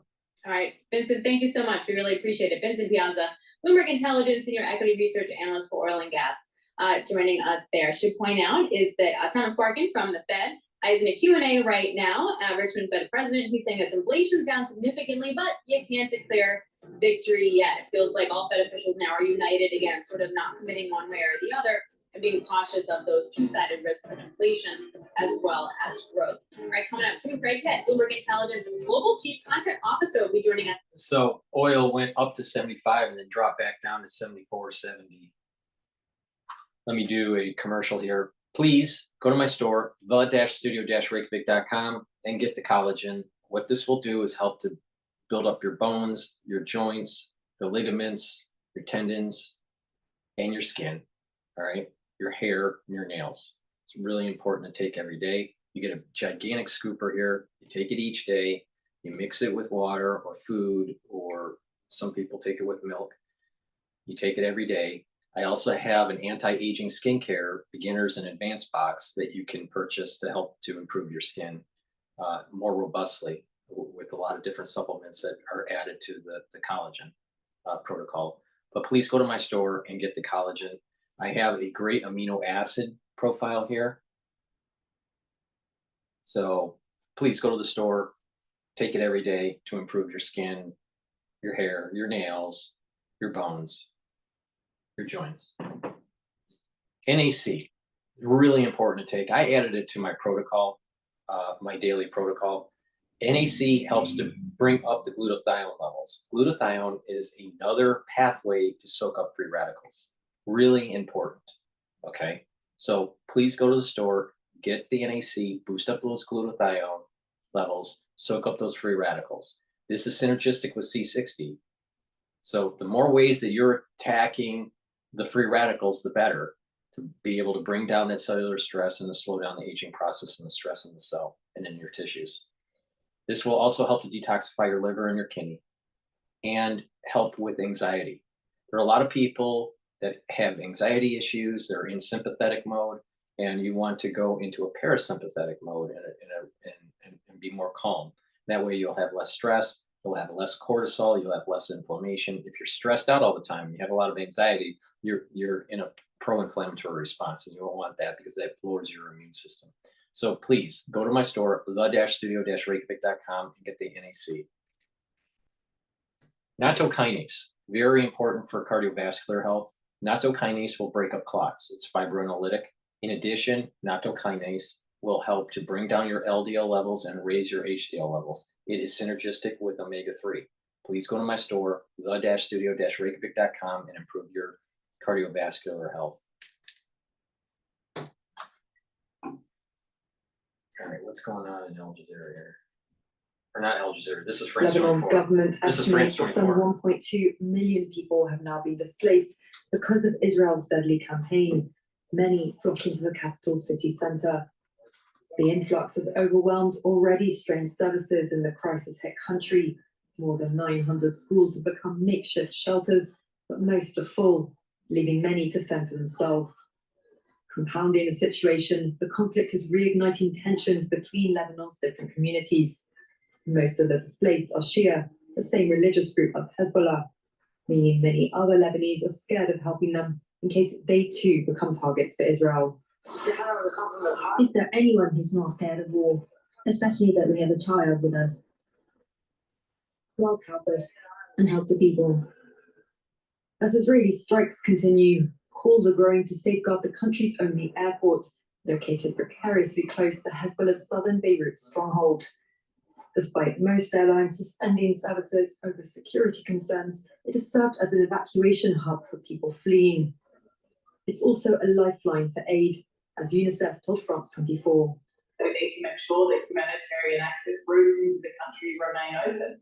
And we're really pleading to the international community to mobilise support for this humanitarian effort, to advocate for those humanitarian corridors to remain open, and of course, above all else, a ceasefire. In response to the unfolding violence and growing need, the EU last week said it was ramping up spending on humanitarian assistance to Lebanon by 30 million euros. Now, President Volodymyr Zelensky of Ukraine is on a diplomatic tour this week as he seeks more military support against the Russian army. This morning, he was in London meeting the UK Prime Minister Keir Starmer and the head of NATO, Mark Rutte. This afternoon, he touched down here in Paris, where he is currently meeting President Macron at the Élysée Palace. With more on their tete-a-tete, here's our reporter, James Andre. Well, what Zelensky is trying to get with this tour of Europe is to shore up support, long-term support for the fight in Ukraine against Russia. Let's get this straight. Let's get this straight. Macron wants to give more weapons to Zelensky so you can have a war with Russia, but he wants to suppress the weapons to Israel so Israel can't fight the war with Hezbollah.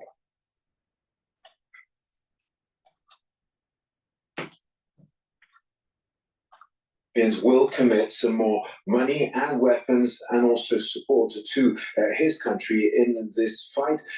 This morning, indeed, he met with Keir Starmer, the British Prime Minister, and Mark Rutte, who is the new Secretary General of NATO, and he will be moving on after this visit to Paris, to Italy, where he will meet Giorgia Meloni and the Pope. Tomorrow, he'll be going to Germany. Now, in the past few days, there's been a lot of diplomatic wrangling on the European level with an objective for the European Commission of the European Union to loan 35 billion euros worth of aid to Ukraine, a loan that would be paid off by the interest of the frozen Russian assets, most of which are in Europe. Initially, the plan was a bit different. It was supposed to include the United States, Japan, basically G7 nations, and also Canada. But indeed, for now, this is a European initiative, so we'll have to see if it materializes here. For Emmanuel Macron, the objective is to show that indeed he is with Ukraine all the way. This was in a communique that was issued by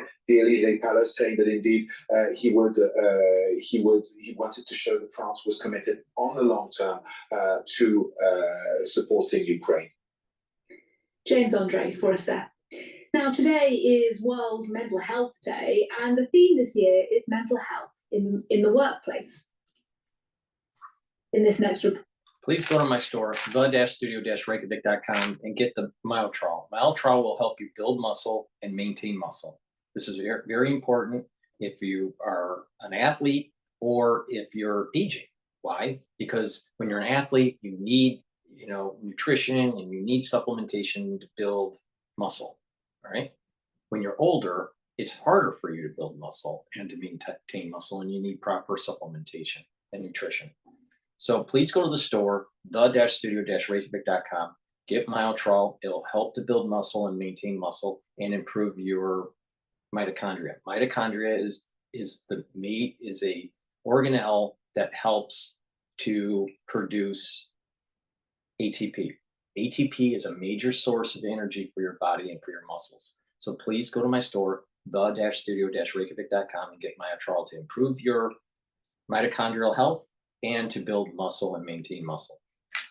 So it's a very high quality product. So please take it every day if you want to maintain your muscle and be healthy. This is very important when you get older, because there's a lot of people atrophying with their muscle. What happens is their muscle mass goes down and they start to gain more adipose tissue.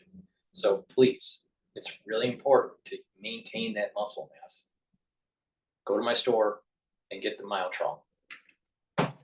Omega-3, very important for cardiovascular health. It helps to prevent your red blood cells from sticking. It is synergistic with nattokinase. In addition, it brings down LDL levels and raises your HDL levels. That's important. So you're reducing the chances of building up plaques, right? You want to lower that probability by lowering the LDL. HDL helps to kind of eat up cholesterol. It's called the good cholesterol, HDL. Bad cholesterol is LDL. You want to bring that down, right? If you have a lot of LDL and you have a lot of free radicals, you're going to have oxidized LDL and a buildup of plaque, especially if you are chronically inflamed. So please take my advice and get the omega-3, take it every day, bring down your LDL levels, raise your HDL levels, and get those blood cells from sticking too much.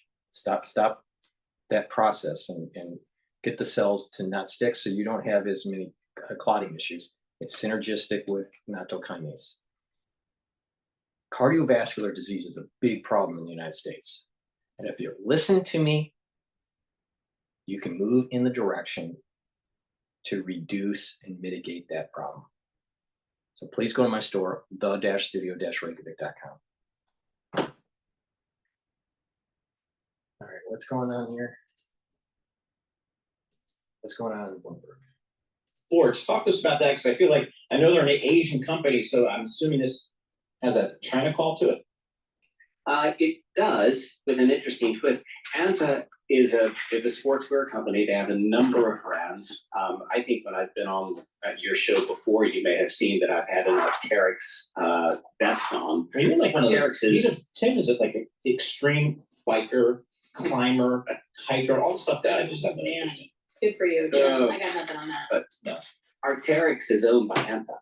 But the reason why Anta is on here is twofold. Number one, they do have a lot of things going on from the standpoint of driving their business with various brands. And the Olympics play through. We'll get results when they report next in terms of how good it's been. The China national team wore Anta Sports kit. But it's also the case you've seen lots of news about Adidas and Nike and how they're trying to get their inventory under control. That's making pricing better for sportswear generally. And we think that that's playing through into Anta Sports margins as a corollary. That's interesting, especially when you compare it to, like, say, Nike. I understand they do different things, but still. You have Alstom on here. So this is basically straight up railroad stock. Why do you guys like this one? Well, there's two things here. If you were to look at a 3-year, 5-year type chart, you would see that this company has gone through some problems. They had a big write-off and problem. I want to go here to the EU. In the European Union's development, you heard about the economic challenges that the European Union's facing. But as a new European Commission mandate starts in a month or two's time, it's really important that that new European Commission grapples these challenges. So good timing from that point of view. From a broader point of view, is it potentially too late to catch up with the US and China in certain industries anyway? No, I don't think it is, and the report makes clear what needs to be done in order to address those challenges. It's true, as Mr. Draghi sets out, that Europe faces the loss of three main forces that have laid behind our competitiveness over the last decades. That's a relatively open global trading system, access to competitively priced energy, and a relatively benign security environment. But he also sets out, through large amounts of public and private investment, how we can turn those challenges into opportunities for growth and improved productivity in the European economy. One of the challenges that the EU often runs into when they're trying to rejig their strategies like this is the need for consensus among the 27 member states. Do these proposals on industry really stand a chance of being enacted? I think significant parts of them do stand a chance of being enacted, and as we've seen, President Ursula von der Leyen has made clear that these should be a key part of the instructions that a new Commission team should follow as they take up their mandates in a couple of months' time. However, there are certainly challenges, and as Mr. Draghi makes clear, there are areas where European decision-making is still relatively risk-averse, and also in a fast-moving and fast-changing global environment, often a bit slow to respond to significant changes. What about the question of money in all this? We've seen this proposal that would see many of these changes financed with common debt. Is that feasible? Is it affordable? So that's something, I guess, that politicians in the European Union member states will have to decide, and people have been putting forward their views both for and against that proposal. I guess from Mr. Draghi's point of view, he pointed to the way in which European level debt was agreed to in order to help the EU respond to the COVID crisis. In his view, I think, the competitiveness and growth challenge is another crisis that he hopes will lead to an appropriate response from European policymakers. Which sectors would you say are struggling the most, and which could really stand to benefit from some bloc-sponsored investment here? Well, I think there are a number of areas that he identifies. Firstly, I think we probably shouldn't just focus on struggling sectors, if we want to characterize them that, or middle technologies, as he calls them. I think it's also worth looking at sectors that can be vectors for growth. And if you look at the examples of both the US and China, sectors like tech and digital, and also the green economy can be significant growth vectors. And those are areas I think we should look at. However, it's clear that energy prices in particular, exacerbated by the consequences of the war in Ukraine and the impacts on global energy supplies, are significantly higher in Europe than elsewhere, and that is really impacting energy-intensive industries. And it's good to see a whole chapter focused on those sectors like steel or chemicals and what can be done to help. And when we look at the high-tech industry in particular, we know that there are relatively few European unicorns or really highly valued startups. Is that something that could potentially change if we see some of these proposals enacted? Yes, it is something that could change, and that's something the report really focuses on. What we currently have is. Please go to my store, the-studio-reykjavik.com, and get the magnesium zinc. This is important to boost up your immune system. We're in the cold season in the United States. If you're sick, take a double dose of this, drink it with filtered water. Should be taking it every day. Vitamin K2, very important to help with your bones, your joints, your ligaments, your tendons, and also your cardiovascular system. So please go to my store and get the vitamin K2. NAD plus helps to boost up your energy levels. It will help to repair DNA damage. When you get older, we have a lot of DNA that's damaged that needs to be repaired, and we kind of overload our repair mechanism, and so it increases the aging process. And it's also a supplement to help with the health of your neurons. And as we get older, we need to maintain healthy neurons. So please take NAD plus every day.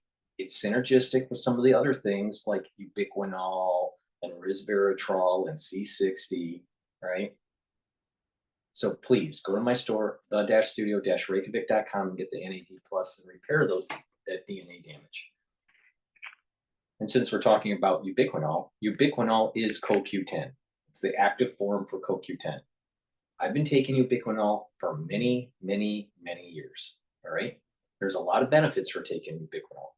Ubiquinol increases the energy levels. It helps with mitochondrial health. It's an antioxidant, and it also helps to improve the health of your neurons. That's the reason why it is synergistic with NAD+. So please go to my store, the-studio-reykjavik.com, and get ubiquinol, all right? What's going on with Bloomberg here?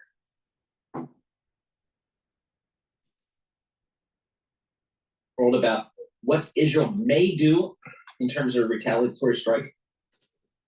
Well, I mean, we know that there's going to be a cabinet meeting, a security cabinet meeting, where they will decide or approve what to do. We know too that there's been quite a bit of tension between Prime Minister Netanyahu and the Biden administration over exactly what to do.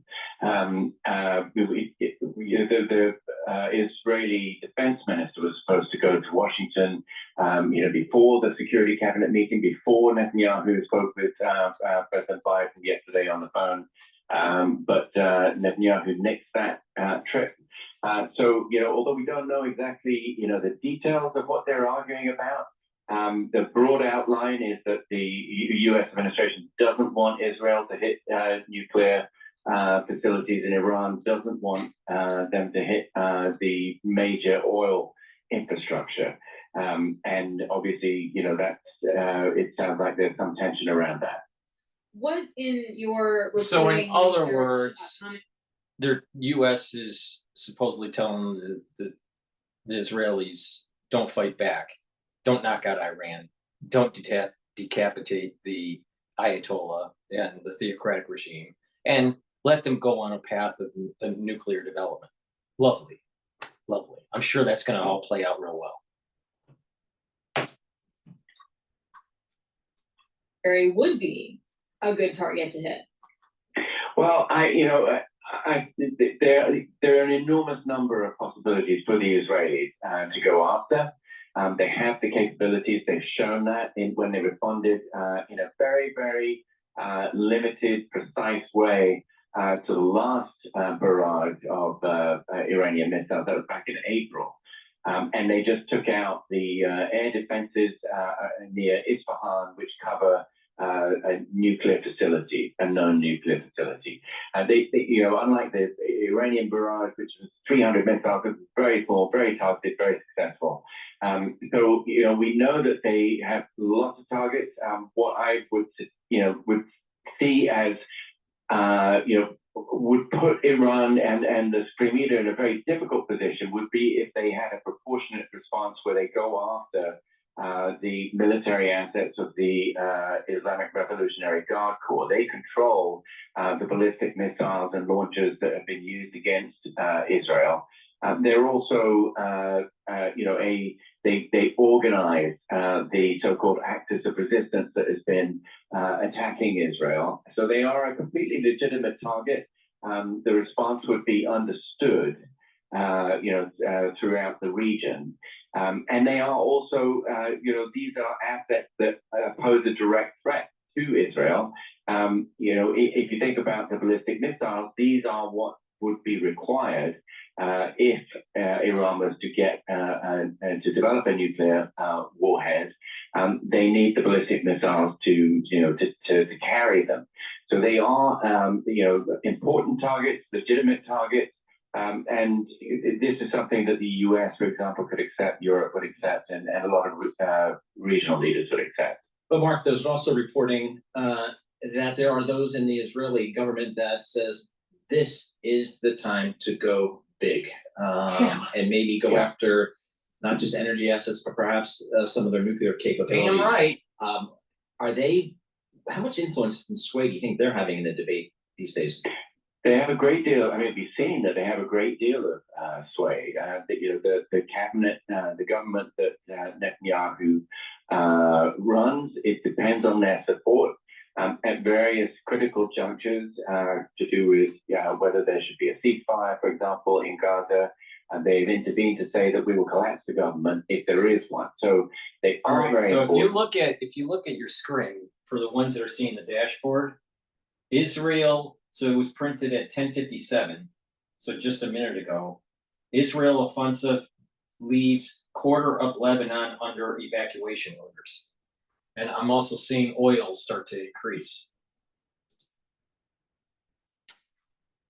We do have sway, and there is a logic, for the Israelis. The Hezbollah, for example, was what the Iranians called their forward defense. It was their main deterrent against Israel attacking Iran's nuclear facilities, for example, because let's think about this for a Hezbollah second. had this huge. Let's think about this for a second. Iran's worried about getting attacked and shutting off their theocratic regime and their development of nuclear weapons. So they fund Hezbollah and Hamas. And it's like killing two birds with one stone, because they don't like Israel either. So they want to have this kind of like proxy war effort to keep the enemy at bay. So the theocratic regime in Iran, maintains its hold on its people.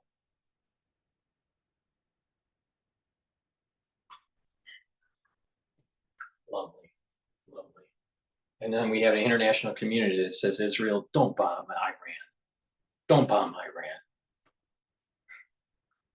Stupid, stupid, stupid. I'm telling you, if we don't do this, if the international community in Israel doesn't galvanize and knock out Iran, we are going to be having bigger problems down the road that we may not be able to solve. And now, I personally think that from the metaphysical perspective here, that America is going to be super cursed. We are a country of blessing, but if we keep on making the wrong move, that blessing could go away, and we won't be as productive. I mean, our population, average IQ in the population is 98 now. Now, there's several reasons for that. Bad diet, chemicals in our food, the bread and circus, and social media that's dumbing down the nation. The average IQ in the United States is 98. Now, that's unacceptable. Now, there's some people that are way higher than that, and there's some people lower than that. But the average IQ is 98. Now, that data set is from 2022. I suspect that it's worse now, but maybe it just stays the same. Americans need to wake up. They got to get off of the smart devices and spending so much time on that. Stop spending your time on bread and circus and get educated. And that doesn't mean you have to be formally educated and have tons of degrees, but learn stuff. Read and write. Stop spending so much time on X and on Facebook. You're wasting your time. You have a limited amount of time. Now, metaphysically, the day you're born is the number, it's already known the number of days that you're going to live. Either premature death or you live a long life. But that's a metaphysical, Kabbalistic perspective. All right? But the thing here is that you have a set date to die. All right? So take advantage of it. Make the world a better place. Try to live as healthy as you can. All right? And that if you do the right things, your life will have blessing, not curse. But America has been a blessed nation for 200 years or more. But the thing is that our people and our decision makers and our leaders are screwing things up. And there's a curse coming if we don't self-correct. Now, you can take my advice or not take my advice, just like with the supplements. You can take my advice and get healthy and have a better immune system and slow down the aging process. Or don't take the advice and have chronic disease and wither away quicker and have less vitality. You could take the advice and try to get that blessing for the country, or not take the advice and waste your time. The far majority of the people in the United States are screwing things up. And it's from the leaders all the way down. Now that includes everybody in the country. We're not doing enough to bring a blessing to the nation, to deserve the blessing. So we have all this infighting.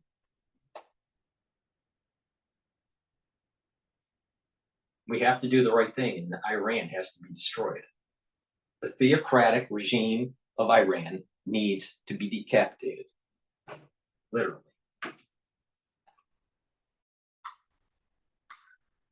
Missiles that it could launch from a very short distance. Hezbollah has been, significantly degraded. Hamas even more so. So there is a real, body of thought in Israel that says this is the time. We'll never have a better one. It's a transition in the U.S. as well. There is a vacuum where any pushback, a real pushback might be. So this is the moment. The problem there is the same as it's always been, which is that it's very difficult to actually eliminate a nuclear program that, number one, is buried under mountains. That's why the United States needs to work with Israel to get the job done. Comprende?